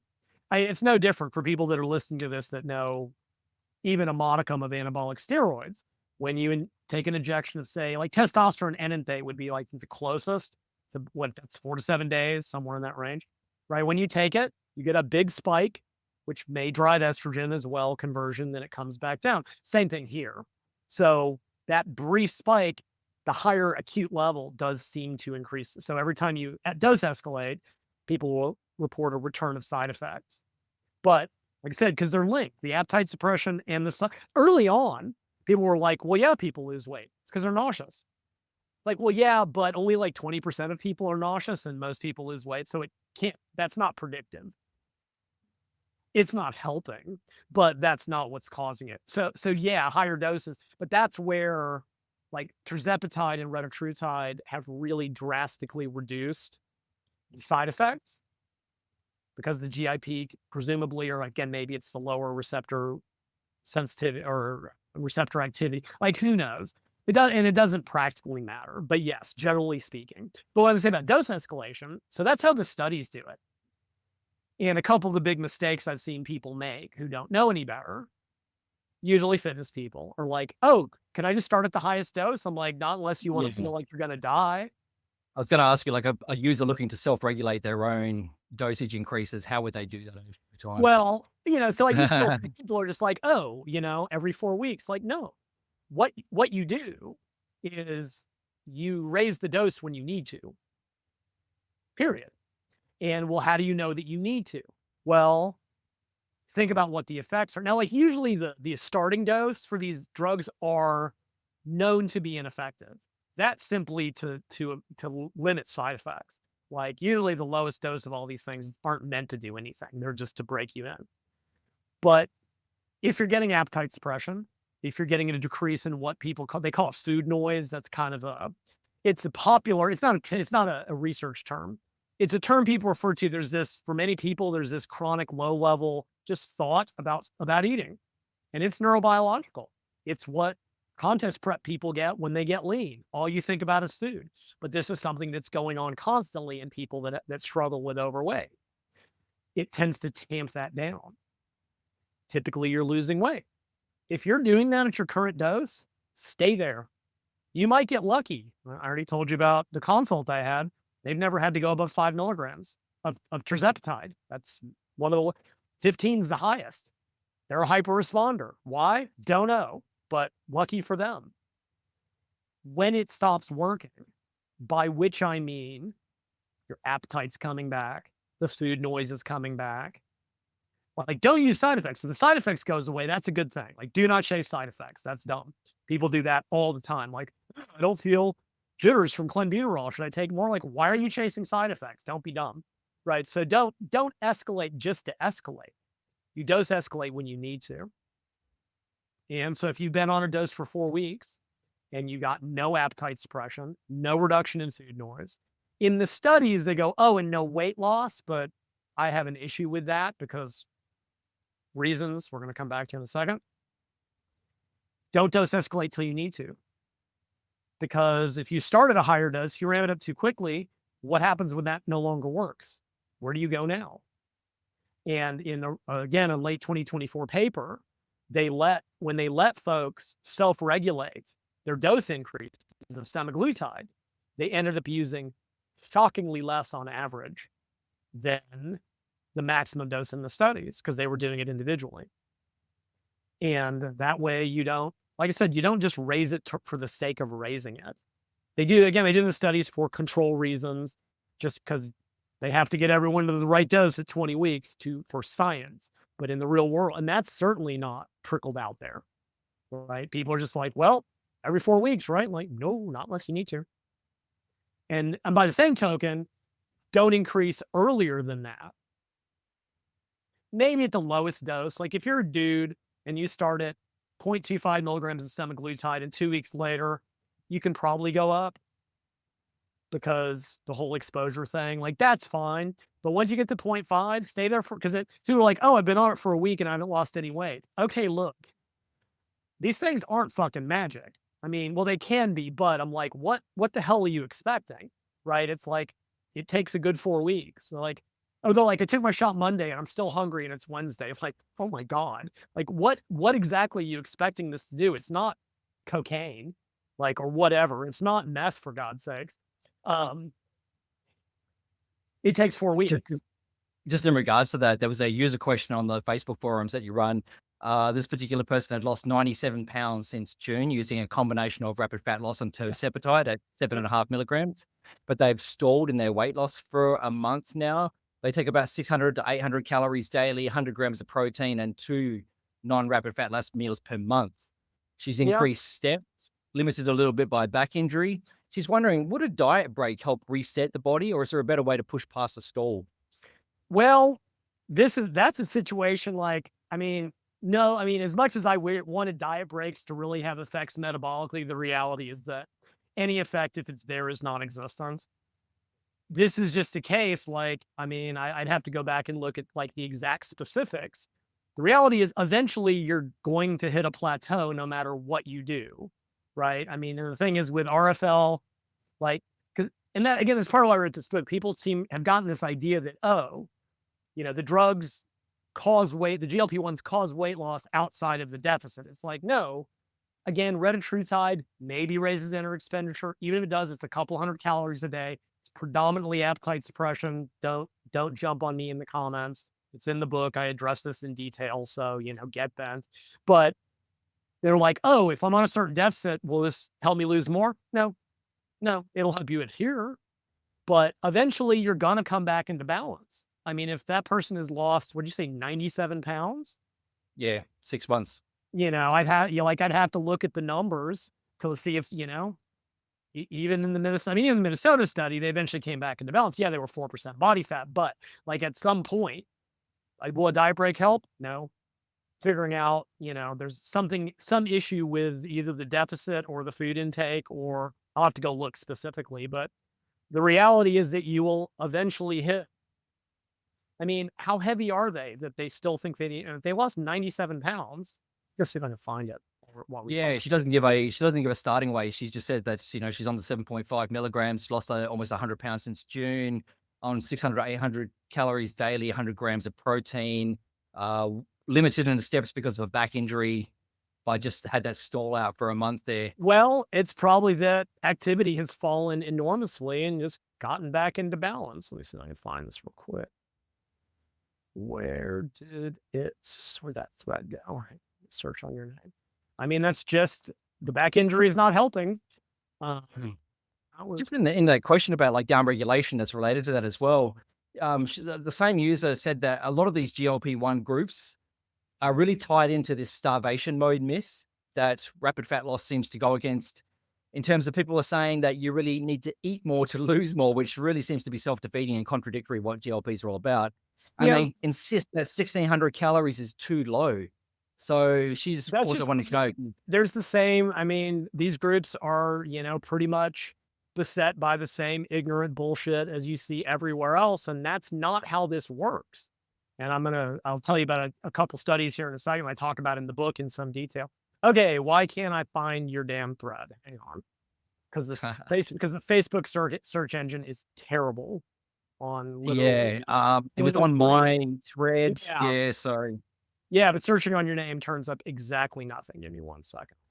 But yeah, no, it's Super. not. I mean, if you've got a big enough deficit, even if you get a greater decrease in energy expenditure, and you may, the deficit's still bigger. There was a paper last year that literally said that. That was okay. Now your thing is not. They're not even in order anymore.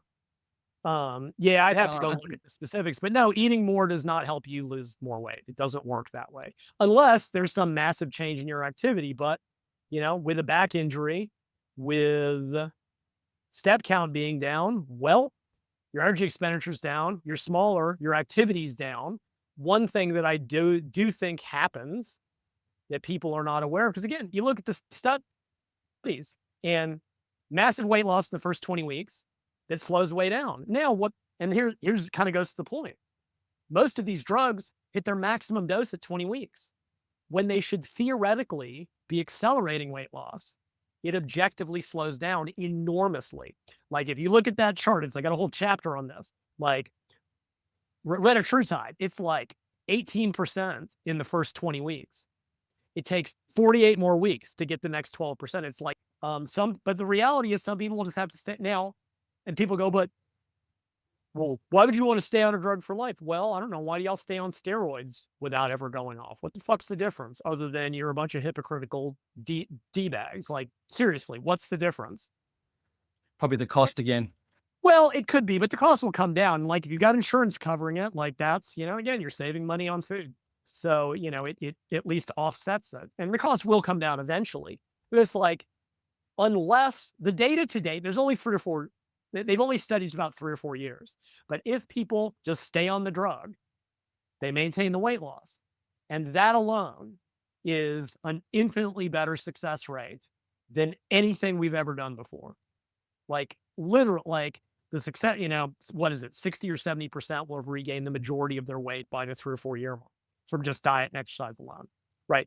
Already, that alone is a staggering step in the right direction when we get longer acting drugs, right? So the once a month drug did show weight maintenance for 150 days after it was discontinued.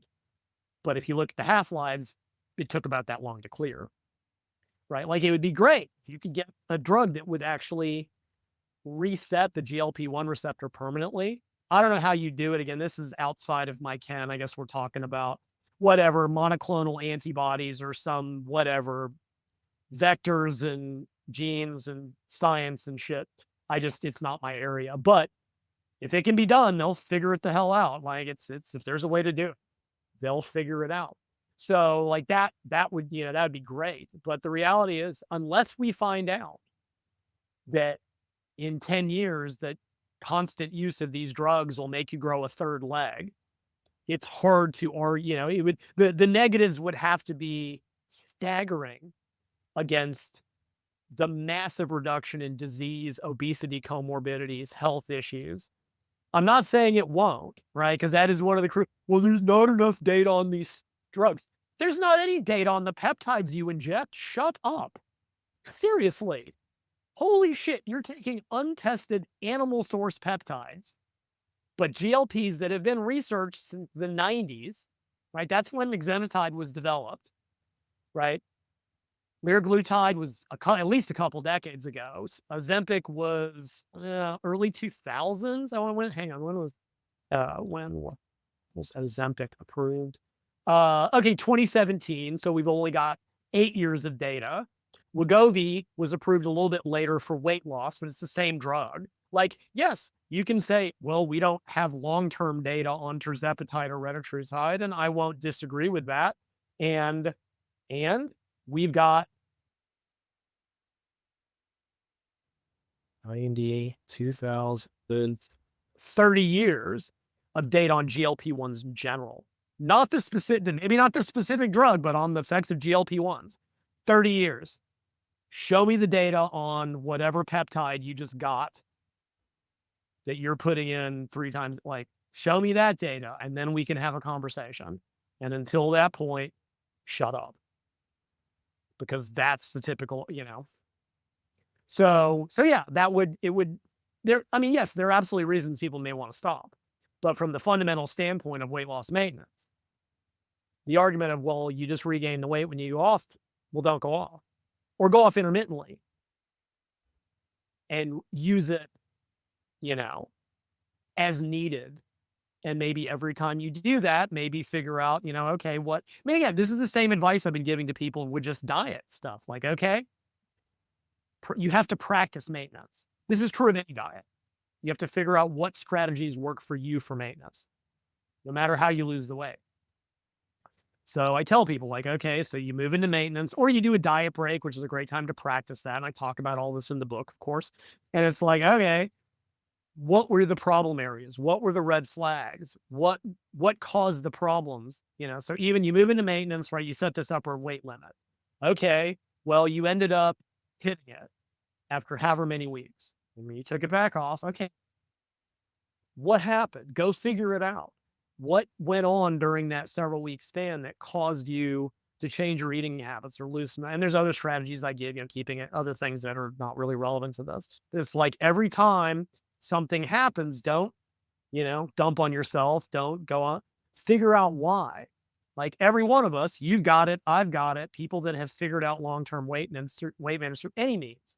We have developed strategies that are individual to us. What works for me and what works, some people it's time restricted eating. For me, I don't keep certain foods in the house. Like I have to go out and put on pants if I want to get certain things to eat. Like every individual has their own strategies. So every time you go through that process, you go, okay, what happened? What can I fix or try going forwards? Whether it's maybe time restricted eating, maybe more protein, maybe more, like whatever it is. You can do that. And okay, if you need, a little bump from going back on the GLP-1 for a month to help you get the weight off, then cool. Then you're only having to take it, 4 months out of the year. That's a hell of a lot cheaper. There's some of the physical and behavioral strategies. What are some of the psychological strategies that you'd recommend to people coming off these drugs, knowing they don't have that safety net there anymore? How could they prepare themselves for that? I mean, I'm not a psychology guy. I'm really probably the wrong person to ask. But I think mainly it's said a lot of this, and some of it's population specific, like the GLP-1 group I'm in, I get the impression it's typically older individuals. They haven't been exposed. Like the things you and I might take for granted because we're involved in this dumb hobby and subculture is they're not familiar. Because I'll see them, they'll be like, oh my God, I weighed and my weight's up. And I'll go in and be like, when you spot check your weight once a week, it can be really misleading. You can gain 1.5 kilos overnight, like 7 days, take an average. There's a large swath of people that are just not aware of this. They're not aware of menstrual cycle dynamics. Women are like, oh my God, I'm heavier now. I go, if you have a menstrual cycle, this is what's going to happen. Like they're not aware of this. I think when people have gotten that garbled message, that, oh, the drugs work magic without doing any work. And for some people, they do. Like I said, if you're one of those, you at least got to get enough protein. I don't give a crap about that. That's where the lean body mass loss is coming from. Again, you take the average person, it's got a generically bad diet, and you cut that by 25%. Well, now you have a lower calorie bad diet. It's not the GLP-1, it's the deficit and poor nutritional advice. And I will give it, the GLP group one I'm in, I will give them this. They're like, you need at least 100 grams of protein a day. And I'm like, thank God, hallelujah, at least someone is out there giving these people good advice, because most people aren't being told even that. Like, you do nothing else, protein in the deficit. But then I think they're not aware that, okay, look, when you come off, there may be a hunger rebound. There may be a drive, and you need to be prepared for it. On what, even if it's just like I said, I'm not really a psychology guy. I'm the wrong person to ask about this. But it's like, yeah, and it in needing to be aware of that, that look, even if it's just in the home stretch, like let's say you're a good responder to any of the GLP-1s, and you're like, okay, I'm 3 months from maintenance. I haven't done jack crap. Again, I'm not saying it's right or wrong. It simply is. You're like, in 3 months, I want to try to come off. Well, you better spend those 3 months building up an exercise program, getting your lifestyle, diet, eating habits in order in preparation for it. And then taper down, make sure, and you're just going to, and listen, the taper group, like the average was 9 weeks to taper down, but that's an average. I'm sure some did it in 6. And if it takes you 20, it takes you 20. Like what I would tell people would be, look, lower your dose, see what happens, right? If hunger comes roaring back, you might have to bump it back up, but give it a couple weeks, right? Really focus, get enough protein, fiber, moderate fat, blah, blah, blah, all that stuff. See if you can reach stability again in terms of your appetite. Like I said, again, when you take it out immediately, all those counter-regulatory things are just like this. And then it just goes, hunger just goes, kaboom. And of course, everybody overeats. Bring it down. Maybe you get a little bump. All right. Stay there. Get stabilized. Try bring it down another half dose. Stay there as long as it takes. And it takes as long as it takes. And some people can come off and some people may never be able to. Or again, the other strategies. So I think just, my take on a lot of this has always been like, people aren't aware of this stuff. They're not aware. Again, they're like, why did I plateau? It's like, well, your energy expenditure is lower. But why? Like, well, because you're smaller and you're probably less active. And the GLPs do have an odd effect where it makes some people really tired. But also when people who are overweight lose weight, frequently they move around more because it's easier. Like for some people, exercise too early is a problem. And this is going to bring us to, I think, the last paper I want to discuss, the glutide paper.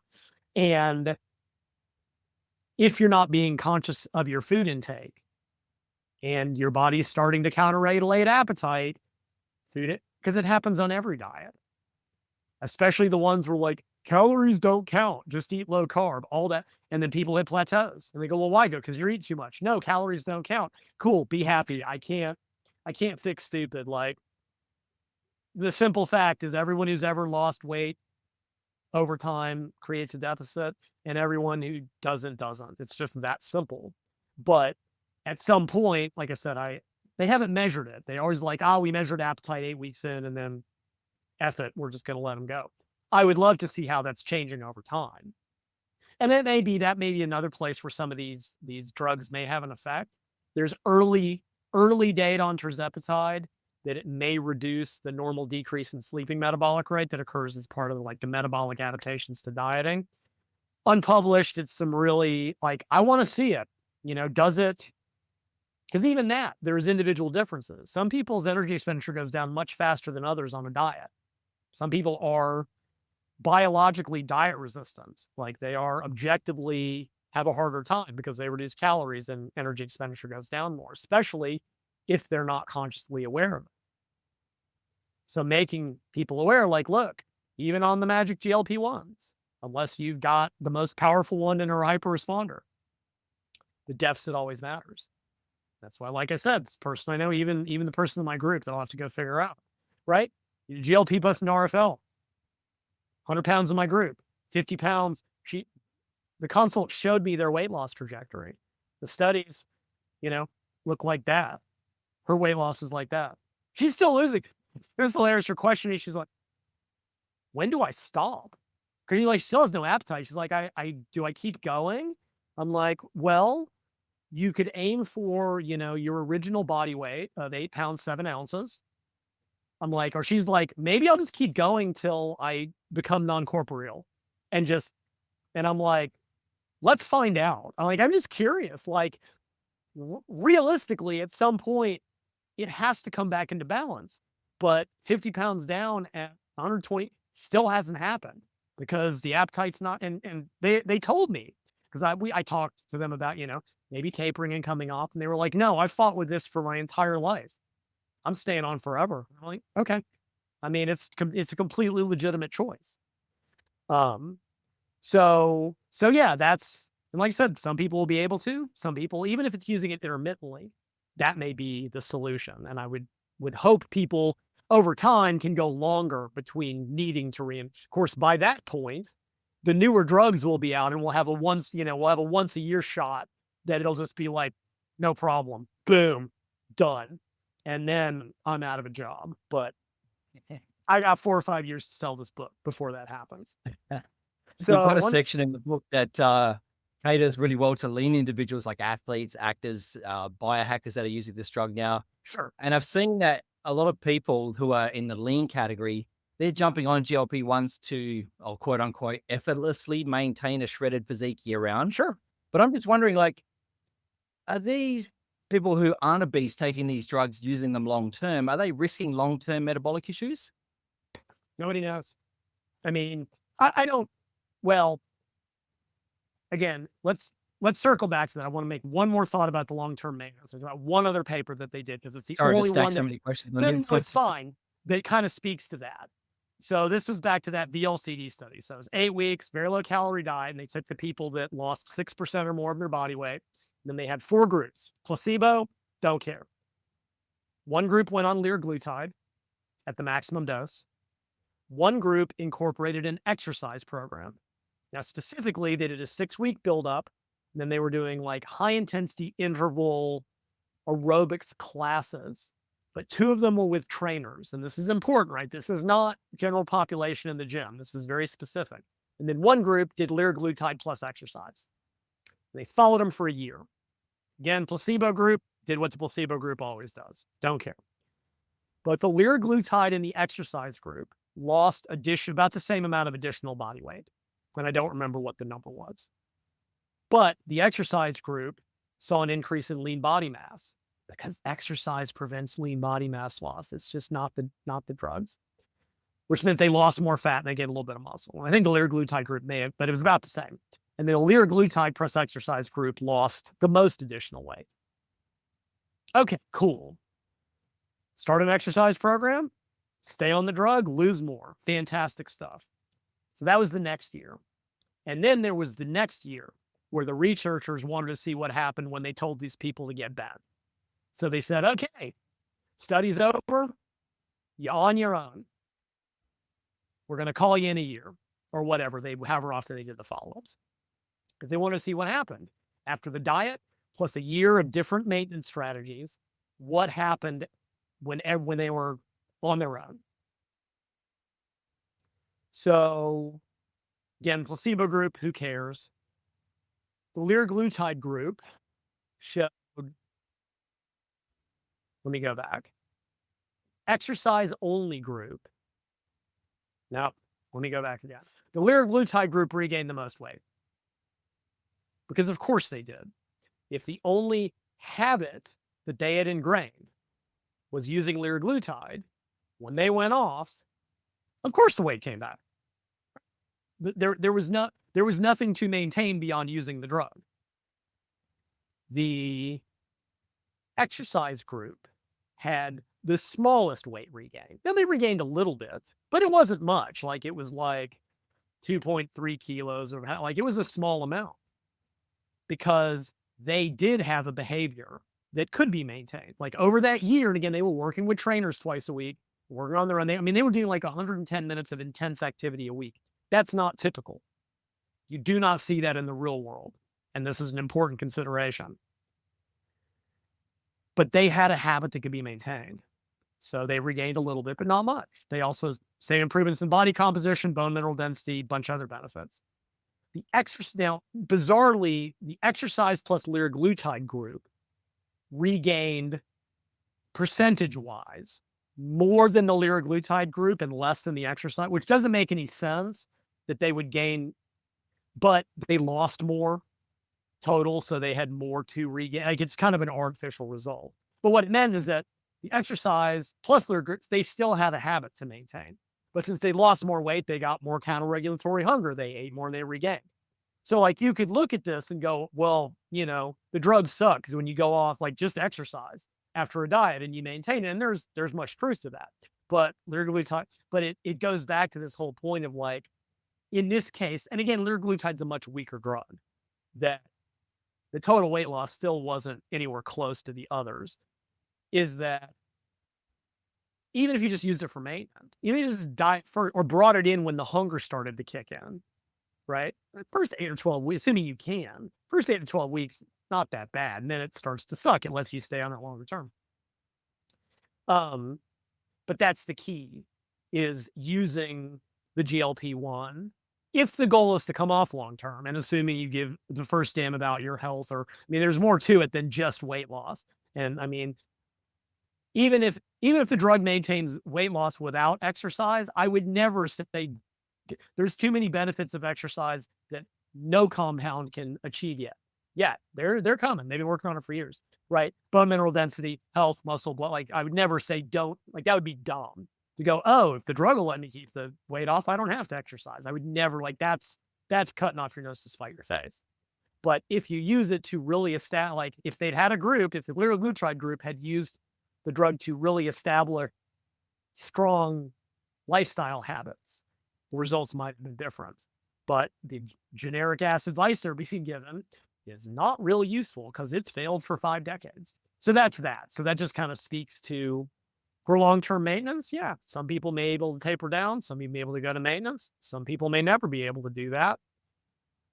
You won't know till you try. Unfortunately, there's no way to predict who will or who won't. But I discuss every single possible strategy and what to look for. And the fact that, again, for some people, and again, it's not a moral failing, it's not a personal failing, that someone else could do it makes no difference to what works for you whatsoever. Hopefully in 10 years, 20 years, 50 years, long after I'm dead, we'll be past this moralistic BS. Probably not, but, fingers crossed. Okay, so let's finish up with the lean stuff, because, of course, only I could have I was written just an going to, appendix. yeah. So I think we left it up there on the lean populations, didn't Oh, we? yeah, So do you have much more time to talk? Because I know we've for been at sure. it for 2.5 hours, or Yeah, did you? no, I got time. It's all good. As long as you're You okay. okay? Few questions? Yeah, Absolutely. Yeah, it's early morning for me, yeah, so it's all good. Yeah. I just want to thank you again for doing this, Lyle. It's absolutely. fantastic information. Hopefully, it gives people just like a second chapter that have already referred to Solomon's video for the Right. basics and some of the chapters in the book to then spring off to some of the more complex topics. I hope I'm touching on a few there for people. Sure. But yeah, no, it's great stuff. It's gold. Um, so yeah, so, like, again, only I would even think about, writing a chapter about using these with lean athletes, because that's not who they're for. I mean, realistically, I mean, I see people complain all the time.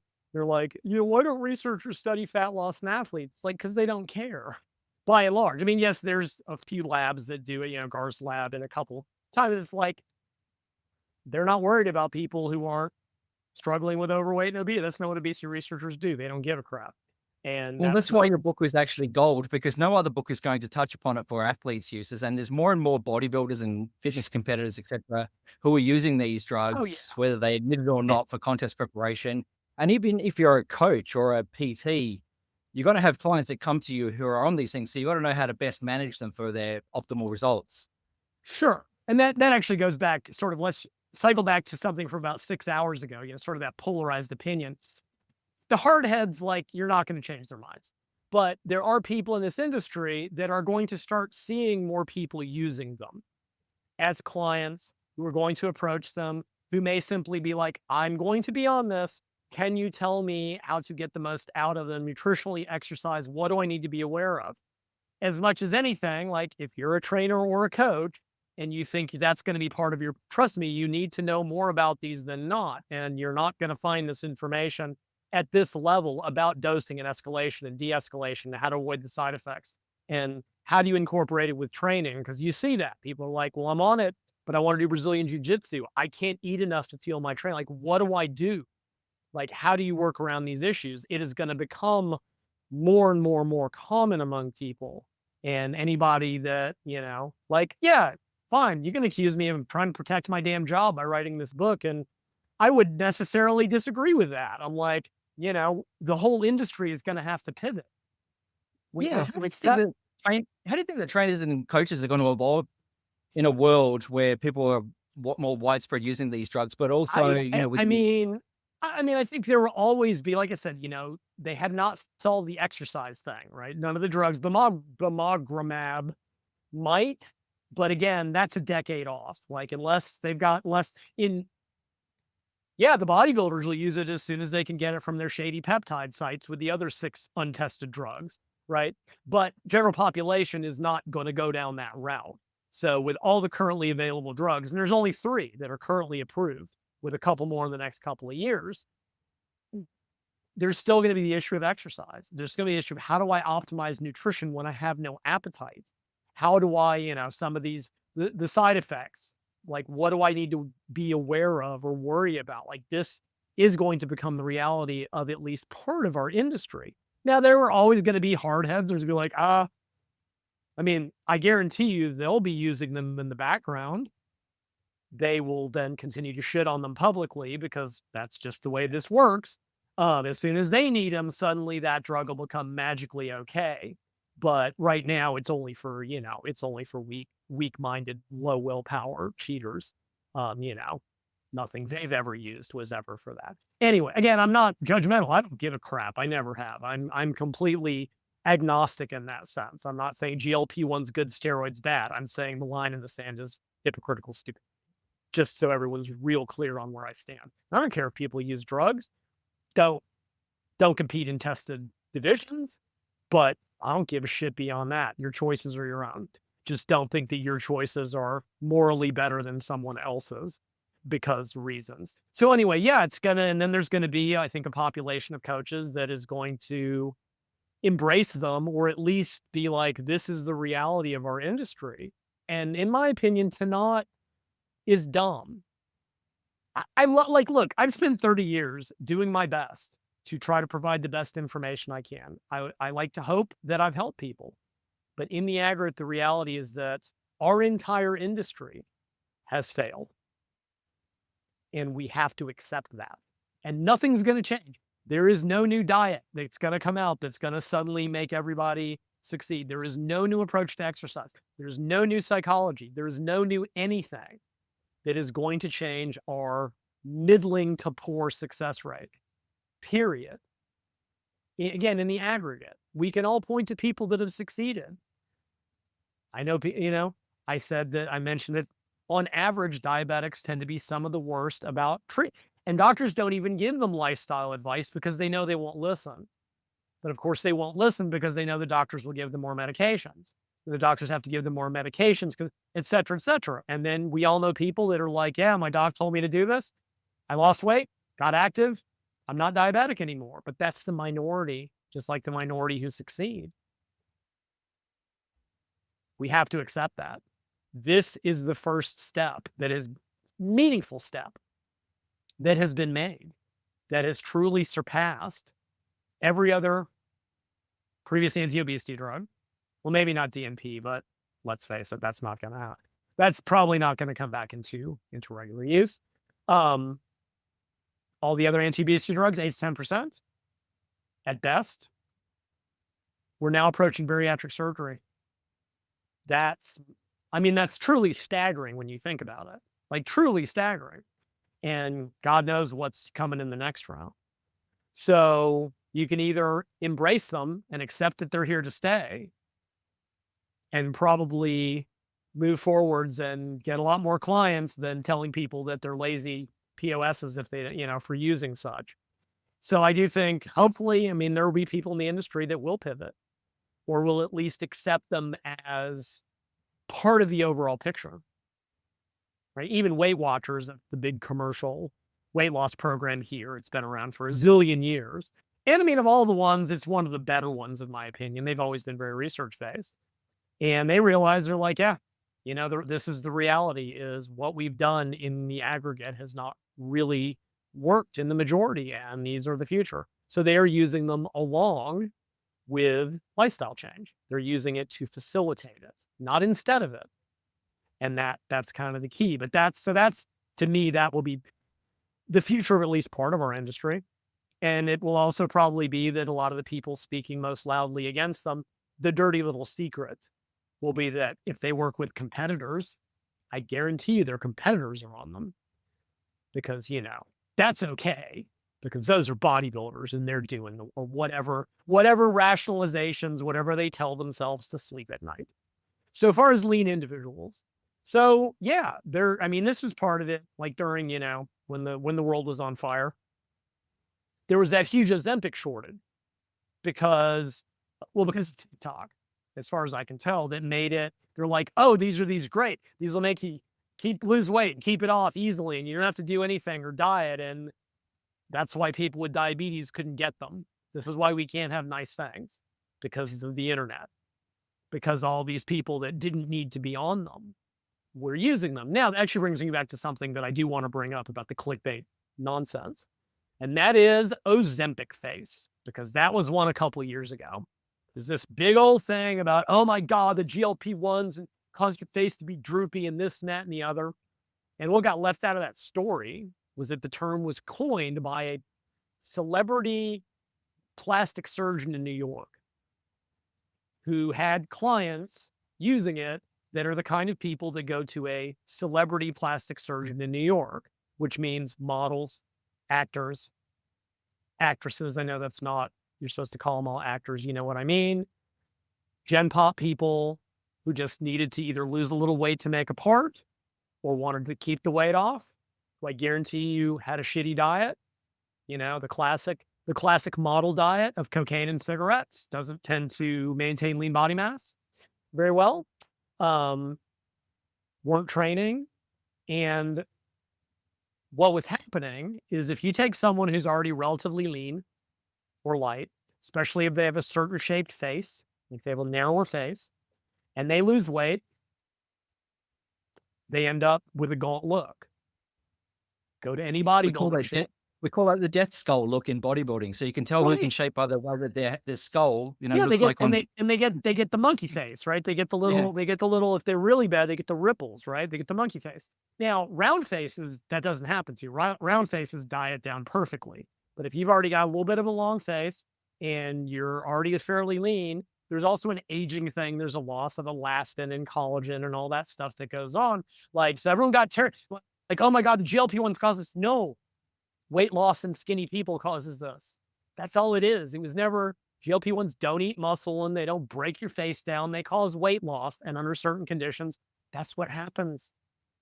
Same with Ozempic butt. Yeah. And if you're not doing resistance training and you have a little muscle because your diet's crappy and your butt gets a little bit droopy. And guess what? That happens if you diet badly without exercise, period. It's not the drug per se. But these were the people that started using. Now, and I mean, we know these people. I mean, I know people who have friends who use them who are like, 50 kilos. And they're the kind of person, there's a mentality. There's a saying over here. I forget some famous actress years ago said it, you can never be too thin and too rich. It's an old female attitude towards this. And yeah, and folks that are like 115 pounds, 50 kilos who are on these, and it's not a good look because the diet's not there, the training's not there, and they are just using it. They're like, yeah, I want to be skinnier without doing any work. And again, I'm not, yes, they're out there, but these drugs were before them. But any Yeah, any it's when you any shitty diet would do that. when you mention that as well, because with the TikTok targeting of these drugs and the amount of disordered eating that exists in bodybuilding already, do you envision this conundrum of people that are already, they're at risk populations using these or misusing them in any way? I greatly fear that is going to be the case, that in people with actual clinical eating disorders, that these are going to be used to offset the often not. I think that is going to be an unfortunately terrifying use of these drugs. But that's still not, which I'm sure people will be like, well, these drugs are bad because people with eating disorders use them. Yes, because they've never used anything else bad to prevent that. Right. It's Yeah, and not. you made a joke that wasn't a joke in the book, that among the bodybuilding community, there's always a small subsection of idiots that misuse the drugs, die, and then it gets widespread ban for everybody else. Yeah, that's what happened. That's what's happened over a century of other anti-obesity drugs, right? Because yes, there were a couple deaths from DNP. One was a deliberate overdose. People died from fent. Like they're always a hand, but people go stupid with weight loss drugs. There's something about them specifically, and in many cases, because many of them are stimulants, many of them like you cannot acutely put yourself in the ground with, say, testosterone. Now you can. You F up insulin and you can put yourself in the ground in an afternoon, right? Same thing with DNP. If you overdose DNP, you're done. There's not, and the treatment for that, by which I mean a deliberate overdose, ice water enema and ice baths to try to keep your brain from cooking. And it'll be, and the last paper I read, it was like a case study of a DNP overdose. They'd been taking low doses and decided at one point, I'm going to take 2 grams at once. Was DNP the problem or was gross stupidity the problem? The misuse is the issue. And it's like, oh, yeah, because, bodybuilders have never misused any other drug. It's only the GLP-1s, for fuck's sake. Yeah, we haven't had people drop dead of diuretic abuse. Nope, never. Oh, wait, yeah, we have. People seem to be dropping dead from steroid abuse regularly these days. I mean, although I don't know, just I've wondered for a while, you might have an opinion. It seems like we're hearing about more bodybuilders who are dying very young from something related to their drug use. In But regards to the ice bath, asked Ronnie Coleman if his night before the Olympia he had to be put into the emergency ice bath Yeah, I to mean, stop him from dying. exactly. But I do wonder, with this seemingly increased number of bodybuilding related deaths, if it's truly happening more frequently, if we're just hearing about it more. And I don't know. I don't know. I suspect it's the latter. I have a feeling it was happening in the 80s. We just didn't have media, but I don't know. It seems like every other week they're like, yep, another 38-year-old bodybuilder dropped dead of kidney failure. It's like, yeah, GLP-1s are definitely the problem. Because actually, GLP-1s like reduce the risk of kidney health. Maybe would have kept that dude alive. Like, who knows? My point of this being that, yeah, with weight loss stuff, people tripled the dose of ephedrine. Why? That's clearly triple the fat loss. I've seen people go, I want to double my thyroid dose to raise my metabolic rate. Please don't. Thyroid storm is no joke. Severe tachycardia is no joke. Muscle loss is no joke. Like, people do it all the time. And I've heard about bodybuilders be taking 200 micrograms of Clen, which is, 4 times what you need. 200 micrograms of T3. I've heard of that, which is only 4 times the replacement dose. Like, it's just an extreme subculture, and always had. And I mean, they'd never shied away from using any drug they thought would help. And GLP-1s for contest prep, they are the new hotness, and for good reason. Like, I think they are absolutely going to change the game in one sense. Because I remember Duchesne again talked about this, in the sense of, for many people, what keeps them from making it to stage is just hunger, right? As he used to put it, the final battle happens at the refrigerator door.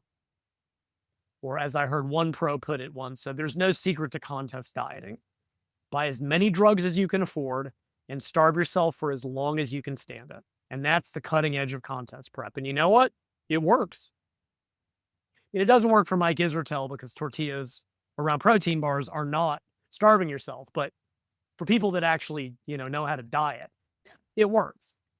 Do you It's think just, the GLP-1s could complicate or interfere with the peak week protocols, like in terms of oh yeah, slowing the gastric emptying and interfering with the carb ups for physique athletes and maybe affecting the fullness in the final stage look? Absolutely. I think, and I did get into this in this chapter and realize that it's a lot of speculation. It's brand new. There's no data. It's me extrapolating from, what I know about the drugs, how they work, and what I know about the sport. Because I talked about lean individuals in general, people, assuming they're training, but I talked about like performance athletes, whether weight class, some endurance athletes have to reach very low body weight. Performance is a different thing because the training, you have to be able to do the training that's required. It is different than physique activities. Physique is not a performance oriented training. But like if you're a runner and you have to do a quality session on the track on Wednesday and you take the GLP-1 on Tuesday and you're nauseous, it doesn't matter if it's helping you make your goal weight because your training will be. So there's a lot of considerations that go into this for leaner individuals. Now, a couple things I found before I get back to the specific issue of the physique sports. Um, it does seem like overall leaner individuals get less side effects or certainly report them and seem to do better with lower doses. Like I said, this is based on a handful of reports. I don't have a lot of people, reported, but and I think there's a couple reasons why. One, I would suspect that the overall system, receptor sensitivity, all that, probably not as dysregulated as in someone with severe obesity. I have to think that the system is generally working better, almost by definition. I mean, it's kind of a circular thing. Like if it weren't, they would probably be overweight. And but they don't seem to need as high, I hear reports, baby doses seems to be, the second, like not the starting dose, which is never meant to be effective. Like the second dose is often all that it takes. Um, they don't seem to get as many gastric problems, but I have to think that that's probably better just overall health, general gut health, probably the fact that their diets are overall better. Because I think some of that stuff that's happening in Gen Pop, right? Again, with the constipation, some of it is the effect of the drugs, but like, again, take someone on the typical crappy Western diet, not a lot of fiber, refined carbs, not enough protein. Now, all you're doing is putting them on a lower calorie version of that, which probably means less fiber, not drinking enough water because thirst is often impaired on the GLP-1s, and they get backed up. Now, you take a physique person who's making sure they get their 1 liter or 2 liters a day of fluid, who's got general health activity, tends to move food through the GI tract, all that stuff. That seems to be the case. Like, it's still always better to start at the baby dose just to assess. Like, you don't know. And you might have to bring it up a dose, and maybe that's all you need. Because also, especially with prep, it's one thing to take someone, from 200, 100 kilos, 105 kilos, to whatever, and they lose 30 kilos with, at the high level, 20, whatever. They're 80 kilos now. They're leaner. They're not lean. When you're looking at a male bodybuilder going to 4%, the counter-regulatory effects of all those other systems is off the map. Like hunger becomes progressively, the magnitude of it over the duration of the diet is staggering, which means you have to have the ability to increase the dose. If you start too high too early, yeah, maybe kicks off the diet faster earlier, but as you get close, you're going to get into problems. So that's as far as the escalation. The goal should always be the lowest dose that gets you the effect that you need. And as you diet down and hunger, when you hunger starts to come back up, well, time to do dose escalation, and you may be kind of chasing it down. So you've got that issue. As I said, seems to be the case. I do know of people that use split doses to minimize side effects, because again, that spike is what tends to kick them off a little bit. So if you cut the dose, you still get the same blood levels. Again, it's like splitting an enanthate injection into 50 milligrams twice a week instead of 100, but you get the same blood levels. So that's a possibility. I don't think the auto pens let you do it, but let's face it, most of these people are getting it from shady peptide site. They're pulling out an insulin needle anyway. That's what I would do. So that's an option, start at a baby dose, but also like for anyone using it the first time out, you have no idea at what dose or when it'll kick in. It is a serious, first time through, it's a serious crapshoot. Like, you don't know. Now, depending on the length of your prep, like, and I mean, I deal with naturals, so like usually it's a 6-month prep, but they're not going to be using this stuff anyway. I don't know what the pros are doing these days in terms of how long they diet, but it's like, okay, well, if you start, like, let's say you're doing a 4-month prep, just for the sake of it. If you start right at day one, well, shit, if it takes you 2 dose escalations, that may be too late, right? You may already be too deep into it before it kicks in. So maybe you start a month before your actual diet at a baby dose. So you can at least dose escalate right when the diet starts. Now, if that blunts appetite too much, you can always dose de-escalate. There's no law that says you can't go backwards. They allow that in the studies when people have massive side effects. That doesn't get talked about either, right? Even when they're doing the 4-week escalation, if someone really gets wrecked, they'll let them cut back for a couple weeks and come back up. You can do that if it's too much too soon, right? Now, if it's your first rodeo going into prep, you also don't know when the diet's going to start kicking your ass. If you've dieted before and have had any sense to keep good records, you should know, okay, at the 3-month mark, that's when the hell starts. The goal would then be to time the GLP-1 to start working. But again, your first time out, it's a guess. I would always say start earlier rather than later so that you can escalate if you need to, but you can always dose escalate if it's too soon. So that gets you there, right? And you're probably going to be chasing hunger into the show, right? You're probably going to be dose Do you escalating. taper off towards the end to allow for a Well, more efficient carb? Or so then that's the question, right? Like, okay, we know that, okay, with a 1-week half-life, if you stop within 7 days, it'll be at 50%. And then the next 7 is 25%, 12.5 is 6.25.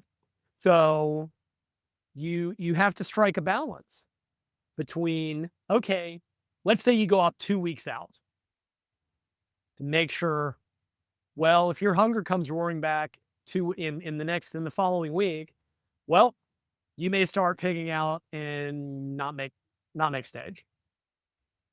And you won't know that till you experiment. Like you just don't know until you know. And unfortunately, in the case of prep, when you have to be a shape on Saturday at 9 a.m., there is no do-over, right? Like it's not like Gen Pop where usually there's not a date by which you have to be in shape and an hour. Like if you take it out too early and you blow up your diet, well, tough. just some anecdotal information, like with guys that I work with that use GLP-1s, retatrutide, and everything else under the sun. They've used it with your UD 2.0. Yeah. Now, you'd think that they would have problems with the weekend carb up. Yeah. However, even with retatrutide, they've given me the feedback that because they're really lean already and the diet makes them leaner, they're able to control the hunger with the GLP-1. However, they can still eat on the weekend. Interesting. It's a little bit harder, but they can still Sure. get that carb up done. It's good because it's appealing as well. So Yeah, and I think that yeah, goes to the point of it's one thing to have, this level of appetite and the GLP-1 craters it versus your appetite under normal conditions just be off the map. But yes. it just brings it under control, but it's still there. I mean, that's absolutely going to be a body fat thing. So, but then you've got the issue coming into peak week. You have to be able to eat enough to carb load, and carb loads take a lot of carbs. If you truly do it, at 12 to 16 grams per kilo, that's 800 grams of carbs. But if your gastric emptying is slowed, you're going to have a distended gut and waste on stage because you can't poop. So it's a fine balance there. Now, I suppose you could, do a totally liquid carb up to try to avoid that. But then again, maybe that causes water retention. Like there's kind of all these competing issues that we just don't know the answer to. They're just too new in this realm. And this is new of all drugs when they get introduced to bodybuilding. The early experiments, I remember Dan used to write about that, the early insulin experiments, all people got was fat. And then they figured out how to do the protocols. And then initially GH was a bust. And then they figured out, over time, experimentation in the subculture. But I think there's going to be a lot of individual.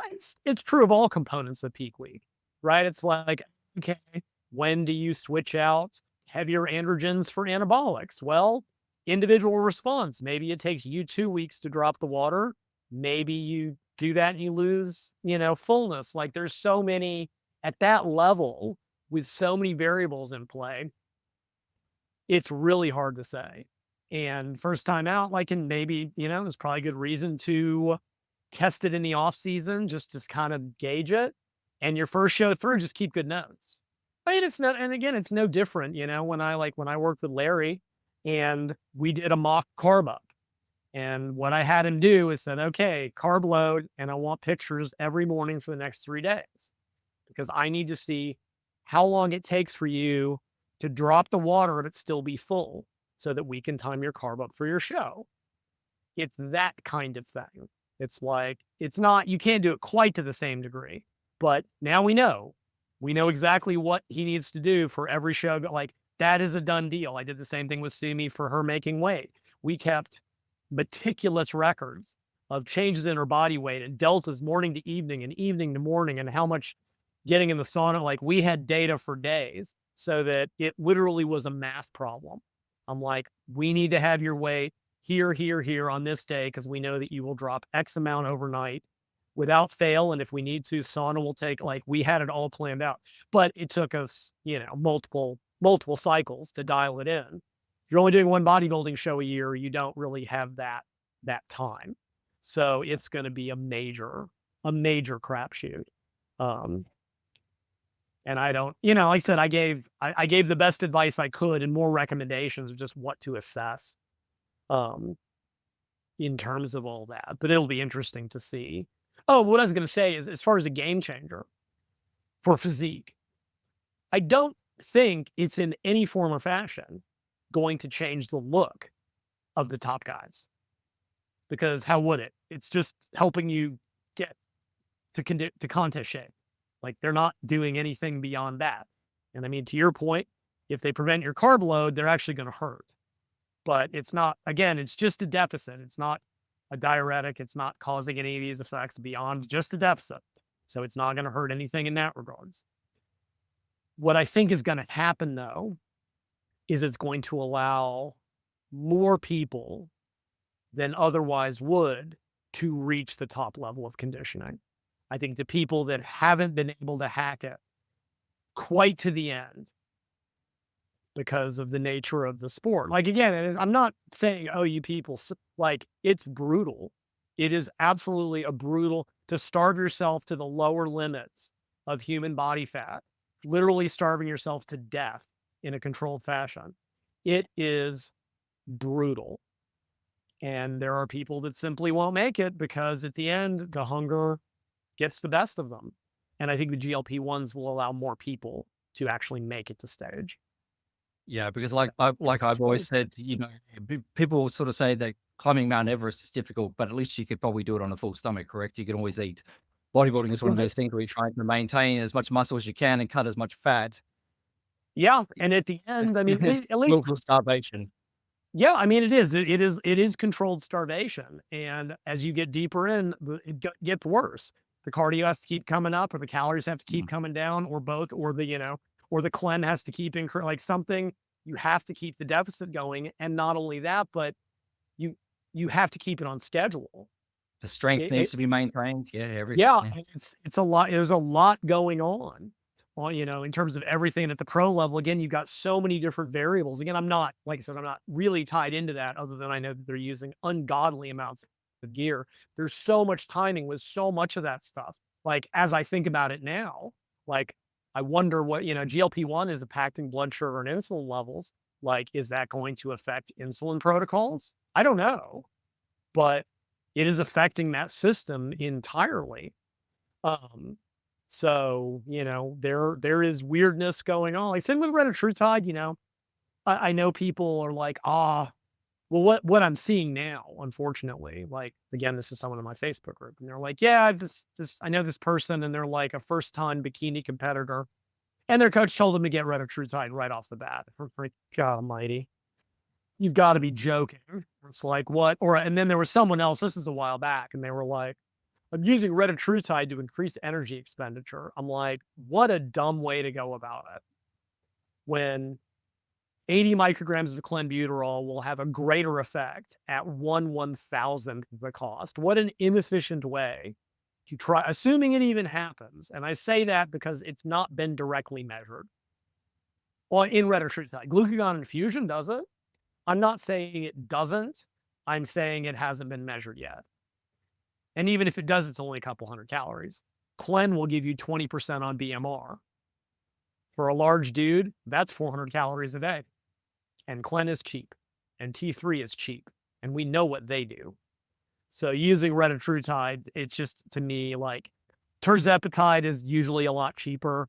Even semaglutide, if that works for someone, like that plus Clen plus T3 will be 1/1000th as expensive as retatrutide and have a greater effect. Because again, it's not even the Tirzepatide. People are like, "Oh, it's a fat mobilizer." Well, actually, GIP stimulates fat storage. Bad news, guys.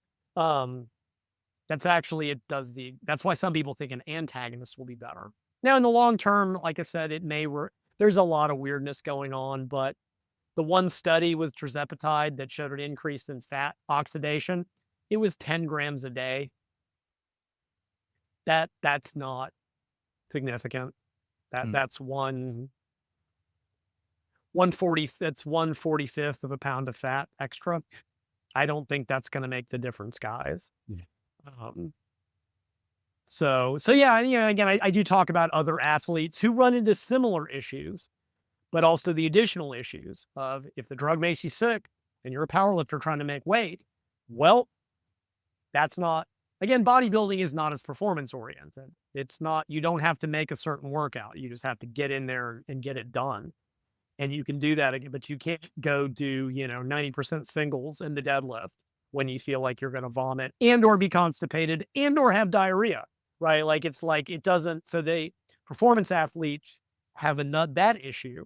I also fear, kind of like the disordered eating population, there are those there are those weight focused sports. Being skinnier is better, gymnastics, ballet, ice skating, things like that. I really am afraid that these are gonna start getting abused. I mean, because like I said, up until this point, they just abused the other things that blunt appetite, which is, cocaine, smoking, all that, like that, to control their appetite, or all the eating disordered stuff.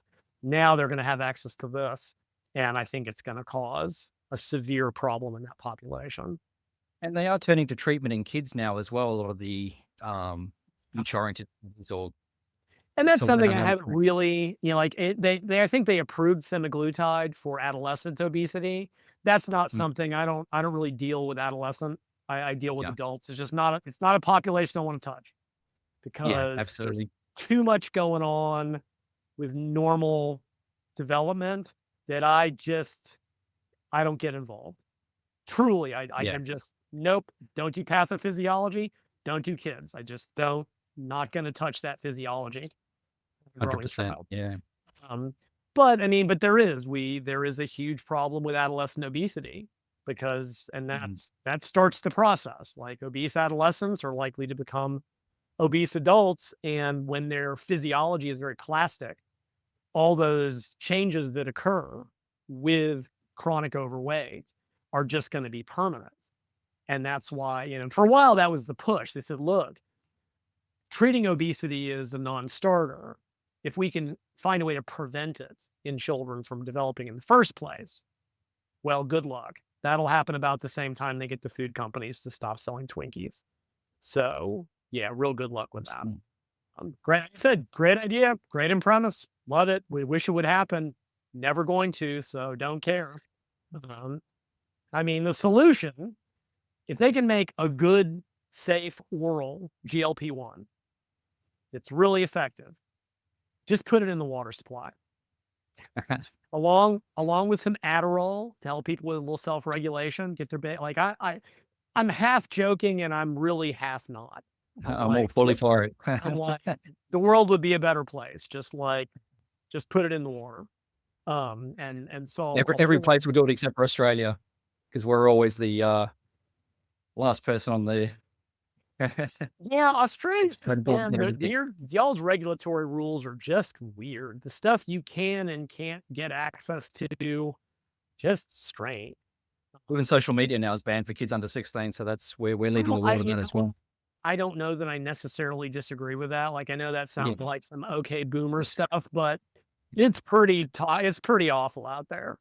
Yeah, absolutely. I mean, should probably be banned for everybody and just banned in general. But yeah, like I don't necessarily disagree with that because I mean that's what happened. I mean, there's so much. I mean, I remember early internet. This was back like late 90s, 2000s, and there was a whole, they called it pro Ana websites, and they were basically providing information to help you with your anorexia, all the tips and tricks and strategies that they were using to not eat. I mean Wow. I mean, it just is, like, it's a reality, and, but then you look at all the stuff, all the horrible advice being given, horrible information, people are getting hurt by it. People are putting information out there that they know is bad, and they don't care that people are getting, like, it's bad. It's Yeah. it's really bad, so, and then, Wherever there's a niche, someone will turn to fill it. So yeah, can't I stand mean I I mean, personality. like, for a while there was, like, what was it? The milk carton challenge, like, "Oh, I'm gonna" here's the thing, and, like, every people were, like, breaking their backs trying to mimic this dumb shit that they saw, and I saw some girl, like, got her eyeballs tattooed, and a bunch of people tried it and went blind. It's like, just stop, like, yes, I know this is old man yelling at clouds, but it's like, there has to be some degree of responsibility, and in a certain age population, there's not. They don't care. I mean, there was another influencer recently who for clicks deliberately crashed a plane into a mountain for views because that's okay now. And I mean, he got jailed because it was illegal what he did, but people breaking into folks' houses because, oh, it's just a prank. Like, no, that's a criminal act. All this stuff and just the diet advice, all that stuff. Because then you can go on YouTube and be like, doctor addresses TikTok BS, and I'm like, they don't care. They don't care about it. Remember one of the So dumb trends that you mentioned in your book, and people probably don't remember because this is how fast the fads, you know, revolve, is the HCG diet. That was like about 10 to 15 years ago where people were oh yeah. injecting HCG like crazy Well, in so order to that lose. was so that actually goes even further back than that. Like that goes back to like the 50s. And that was yeah, because there's research on it from back then where they tested it and they did diet and diet plan. There was no difference in fat loss or weight loss. Some quack doctor came up with that way back in the day. But if you look at it, what it was, they were like, oh, it's a 500-calorie diet plus HCG injections. Well, you can put 500-calorie diets with anything in this blank that's not more calories, and it will cause weight loss. If it did anything, it was probably Adherence, because when people were like, "Oh," but they're like, "Oh, it's a fat mobilizer," and it's like, no, that's not what HCG does. But fast forward to the late 90s, early 2000s, and there was this con artist who wrote this book, Medical Treatments They Don't Want You to Know About. He was the Tim Ferriss of his day, i.e., another con man selling bullshit to the gullible. And he brought back the HCG diet. And that's when that became a fad again. And you were like, oh, yeah, I'm losing so much weight. Yeah, you're on 500 calories a day. Of course you are. There's no real magic to that other than, the placebo injection. And there Absolutely. are that going, back to the GLP-1 things. Some people are getting good advice. They are in the minority. I asked my Facebook group, I'm like, hey, have y'all that are on it, like, have you gotten advice and what was it? Half got nothing. Here's your drug, go with God. Great stuff. And I get it. Telemedicine people, they don't know. The average physician doesn't know. They just know what they're told. And like I said, I'll be honest, I wasn't aware of it. I didn't realize that they use lifestyle interventions till I read every single paper that had been done. I was like, oh wow. They actually did I mean, again, generic advice, but advice nonetheless. Some people got somebody sent me one of their handouts. Like, number one, eat healthy. Number two, brush your teeth. I'm like, fantastic stuff. And then other Physical people expense. actually we're getting, some good, in terms of protein intakes and this and that and the other. But I think that's people that are going to relatively more specialty clinics that are actually like giving, they're not just getting a telemedicine guy that is going to write a compounding script or whatever. But you also see in the compounding world, which is, I mean, I know I heard it was told they banned it in Australia, compounding over there. So here, basically, the deal is that, there are pharmacies that can make their own, they can compound their own drugs, and they do hormone Yep. replacement and testosterone. And they were doing GLP-1s back when there was a shortage. But the chemical they're using is not the same as what the big companies are using. It's like an acetate salt, or I don't remember the details, and it doesn't matter. And it's similar, but it's not identical. And I'm not saying they were necessarily bad, but when they started doing tests of this stuff, some of it's totally underdosed or fake. One company was sending people insulin pens that had been relabeled. That could kill somebody, Yeah. right? Because there's so much money to be made. But you've also got sort of frequently once the drugs kind of came out of the just pharmaceutical level, you had over here we have all kinds of like health clinics and aesthetic clinics and stuff like that. And they're like, all you got to get is one quack doctor on the payroll to write the script. And suddenly it was like, okay, it's $1,200 out of pocket, but for $299, we'll get you a compounding version. But then to start, even assuming it was real, and I'm not saying that they were all fake, but then to start separating themselves out, there were docs that are like, oh, you're going to get lipotropics. We're going to put choline in an inositol, that bullshit, right? Or B12 injections for reasons, or I think B6 for other reasons. And I guarantee you, I've seen it. I know I saw a paper just recently. It was Colorado, and they looked at like they found every website online that was selling GLP-1 compounded GLP-1s to see what claims they were making. Did they mention that it was not actually the FDA approved compound? What other crap were they throwing in there? And at least one, I'm pretty sure, was like, oh yeah, we're gonna give it to you with HCG. Like it's just part of, you know, it's also part of the upsell. And they're like, well, we're gonna give you this, but hey, you need some lipotropics, you need some B12, and for energy, because it does, getting a shot in your butt does tend to give you energy for about a day. That's been a thing since the 70s, B12 injections. All kinds of stuff like that. And it's just like, okay, because I guess there's only so much money. I mean, if I were gonna do it, I would just repackage bacteriostatic water and put like a little B12 in there because people would feel a little something. At least it wouldn't, I mean, it wouldn't hurt them. It, make a lot of money. Just send them a vial Is of bacteriostatic water. there any way, because I know that a lot of people are turning to either compounding pharmacies or underground labs for like their one-stop shop. They pick up the steroids, they pick up their growth hormone, they pick up their insulin, they pick up their GLPs. But at least you can test all those other things. Is there any way that the average user can reduce the risk of poor quality or underdosed GLP-1s, or is that just not a thing yet where they can test that? I actually have no idea. That is so far outside of my area. I mean, I'm sure there's got to be a way to do it because somebody is testing these to find out that they're underdosed or fake, but I think it would be probably at a high level chem lab, but I truly don't know. Uh, Mm. But I mean, it would be great if you could, because I mean, you have to, and again, they're using a form of it that's different than what's used in the actual pens. Because I had somebody ask that, and they were like, they were like, no, not all compounding pharmacies, could were using alternate stuff. I said, well, how do you figure if there's a shortage? If Novo Nordisk can't get the real semaglutide, how can Bob's compounding pharmacy down the road get it? Right? They could get the related compound.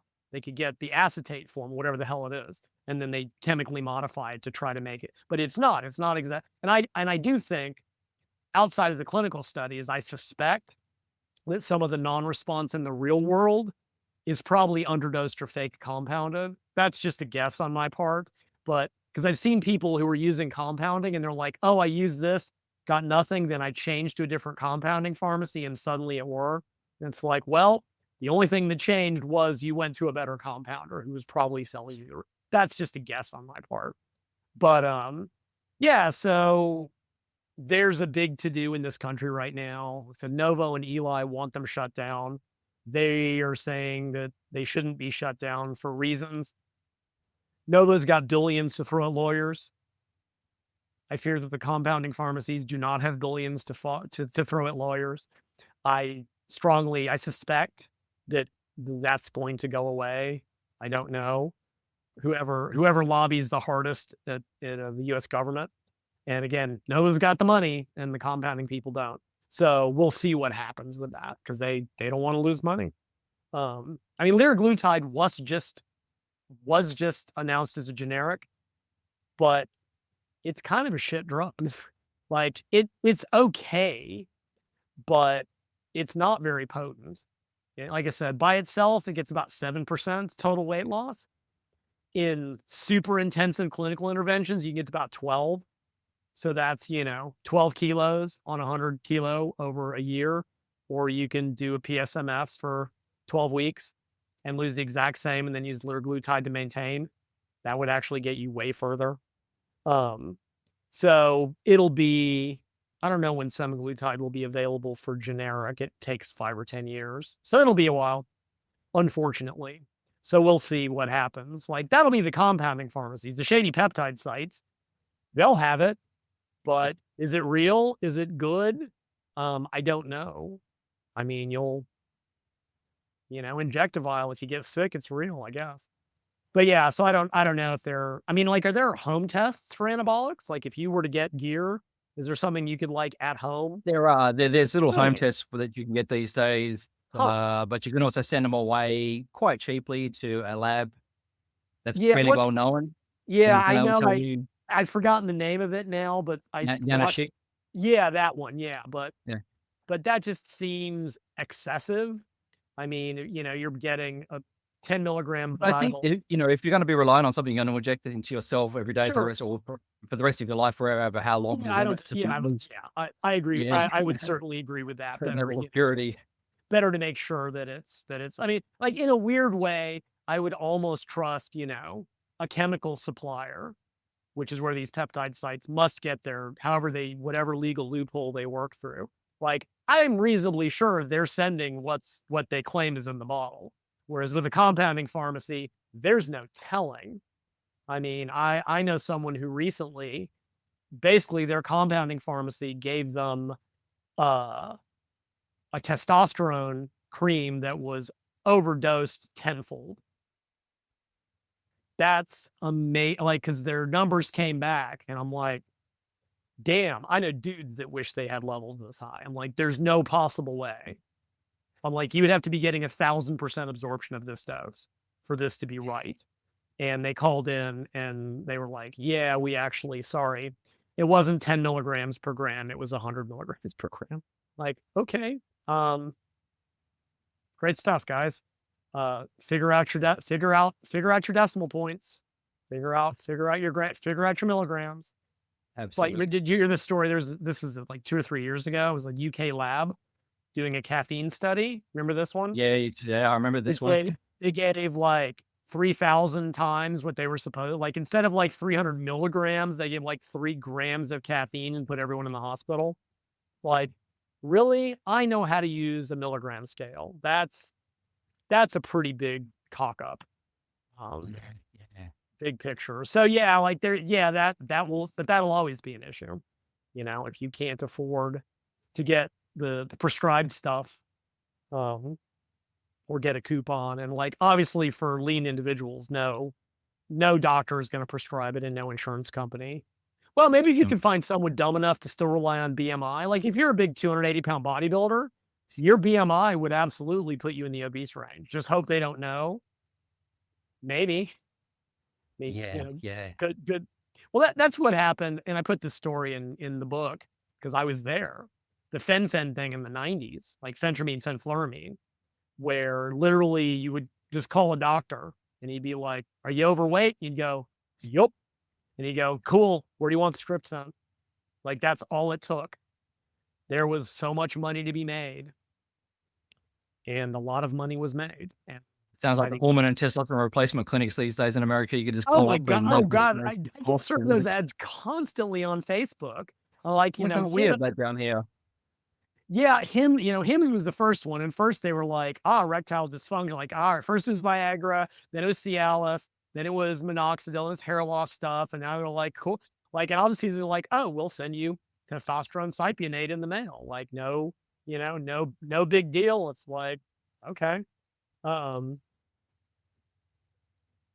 I don't know like what the legalities of that are. I'm still not entirely clear on, but I guess if you can get a doctor and, they can diagnose you as I knew a guy years ago, uh, his name I will not,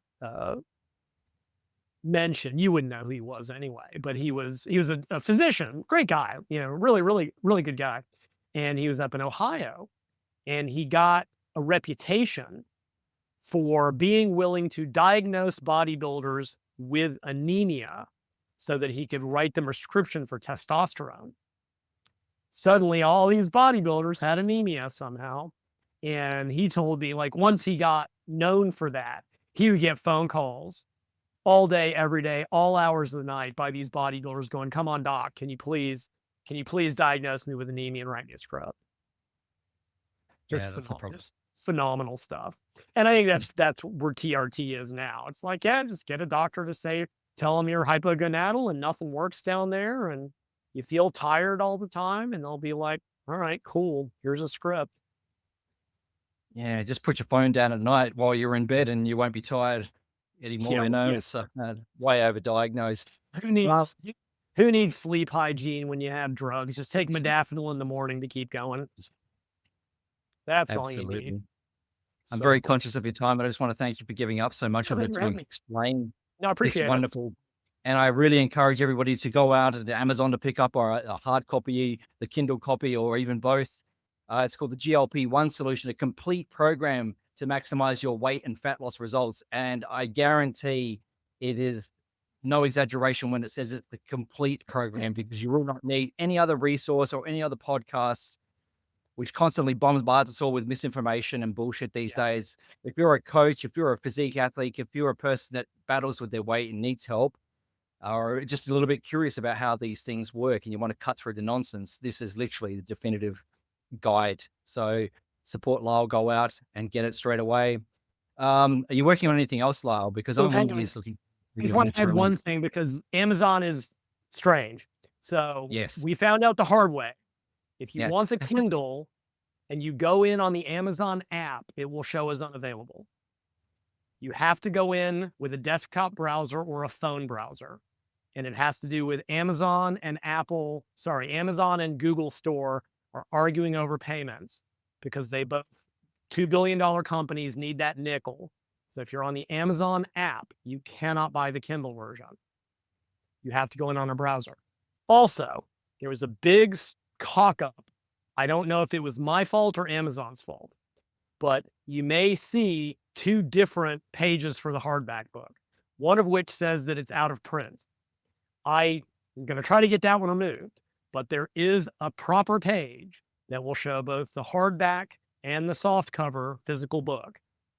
Hopefully in another week they'll have it linked with the Kindle book like it's supposed to be as all as one editions, but I've been fighting with Amazon tech support for 2 weeks now, try to get this fixed. So just be aware, like you may find multiple pages and one of them will say it's out of print. And it's a print on demand book. So that can't be the case. So anyway, yeah, but yeah, it's on Amazon and just search by my name and it'll turn up or the I'll put all the GLP-1s. links in this Yeah, I'll forward so I send you don't the have links. any problem. Especially I'll send you the correct physical book link because it changed from my social media posts. I'm Absolutely. still a little Yeah. angry about it.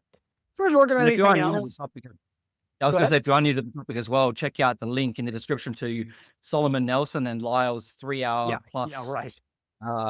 primer to the introduction and basics of these things, because I tried to Yeah. leapfrog and springboard off some of the topics that Solomon brought up, so that this could be a little bit more, say, nuanced and complex. So that's probably a good one to dive into first if you haven't already checked it out beforehand.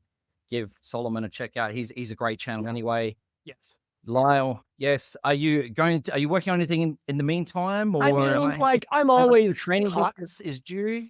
Yeah. Specialization, perhaps? Yeah, I'm always thinking about working on something. Like, I'm really surprised I pounded this one out as quickly as I did. Um, so I don't know. I've thought about a lot of things. Solomon and I did a big podcast about my rapid fat loss.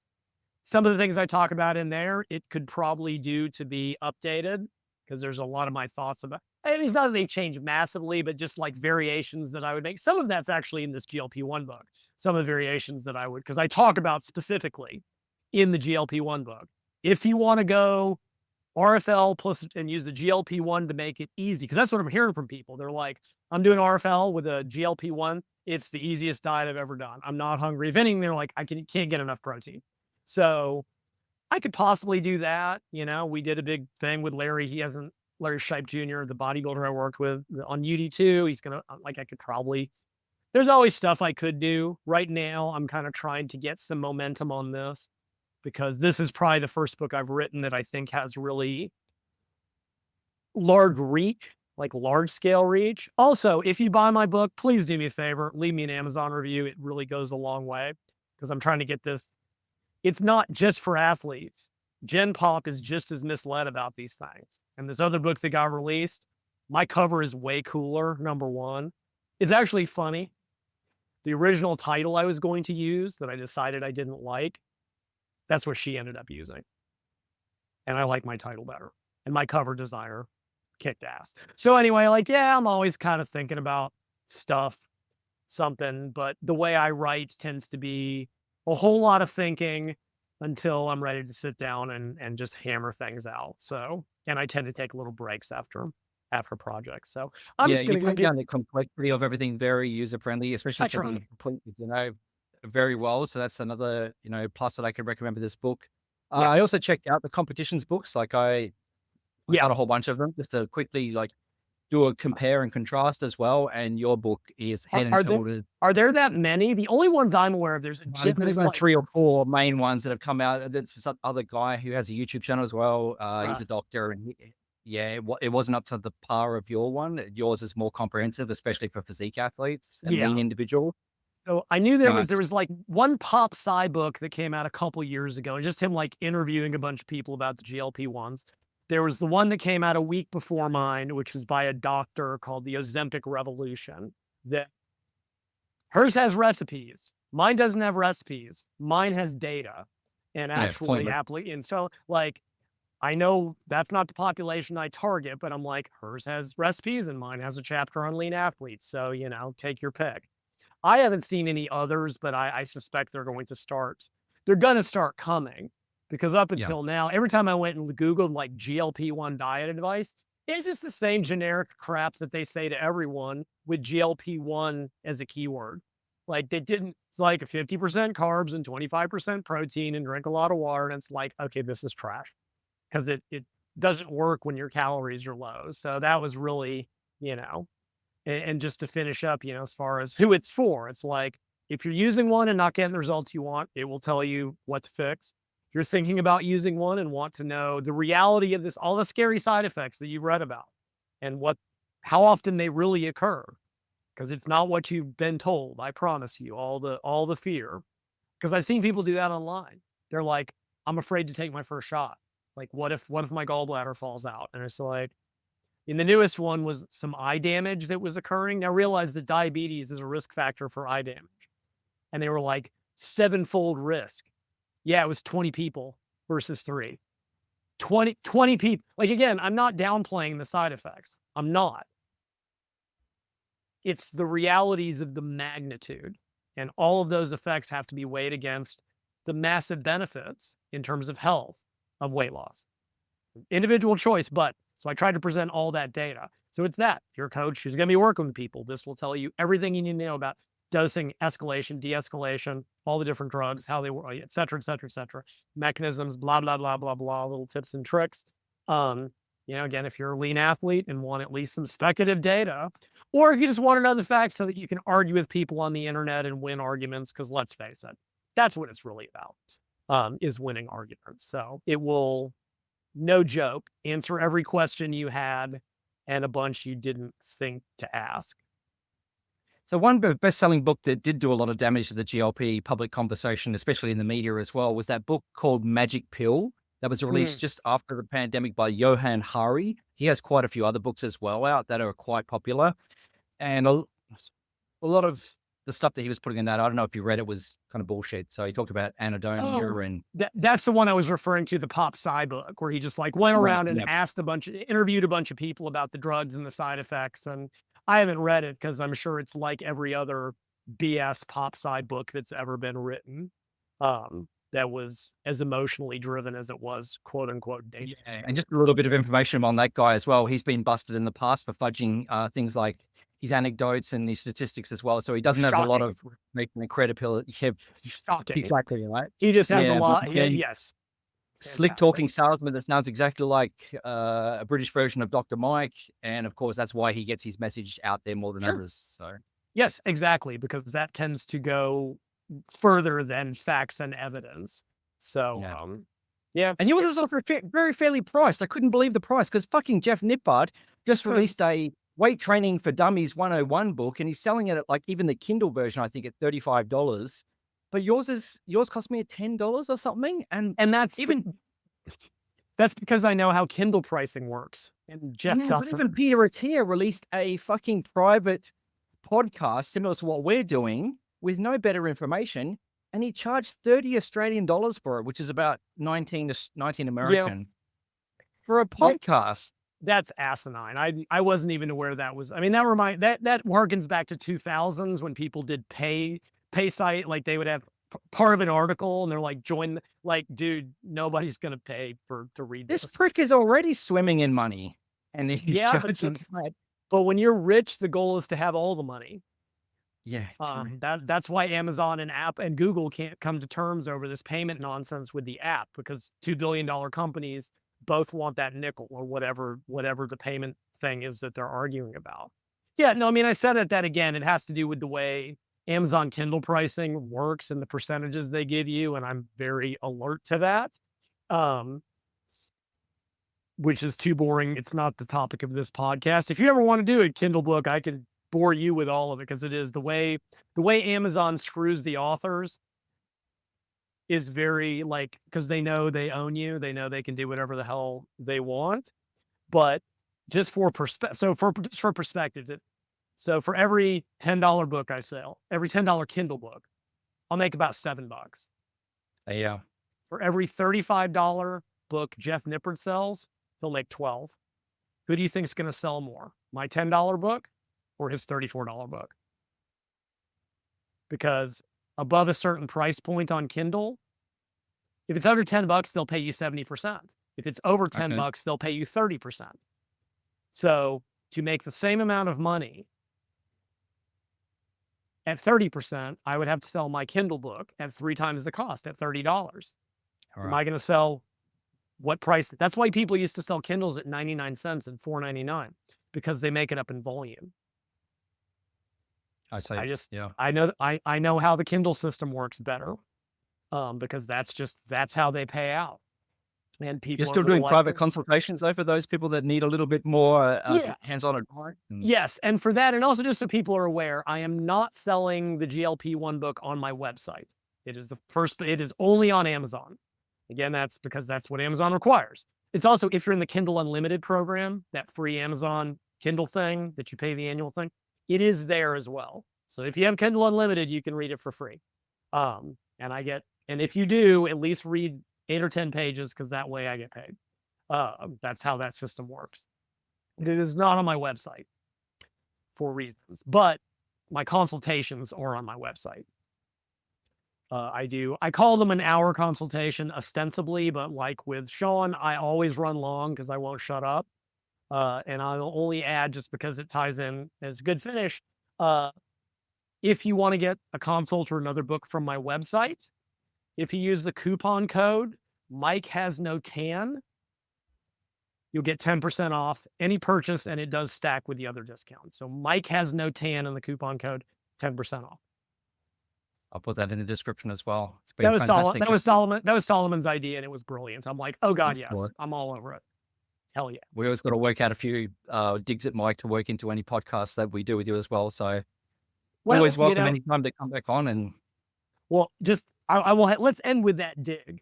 So when Mike was dieting for the last show that he did abysmally in, he made a big deal about my new contest prep drug, which was retatrutide. And that just proves that no matter how powerful these drugs are, no matter how effectively they work, they're still not magic enough to get people into shape if they're not willing to pay attention to certain things. And Mike proved it. It's a great drug, but even that couldn't get him conditioned enough on stage. And also, maybe he wasn't aware of this, retatrutide is not a tanning compound. So just be aware. Great to have you on, mate. I want to have Sumi on very soon as well to talk about her book, The Fear book, released a while back. So now that I'm kicking off the podcast again, hopefully very soon. But anytime you want to come back on and talk GLPs, training, or anything else, I'd love to have you back on. It's always a pleasure. People know that. Thank you, sir. Okay, thank you very much. All right, have a great night. Bye-bye. Bye.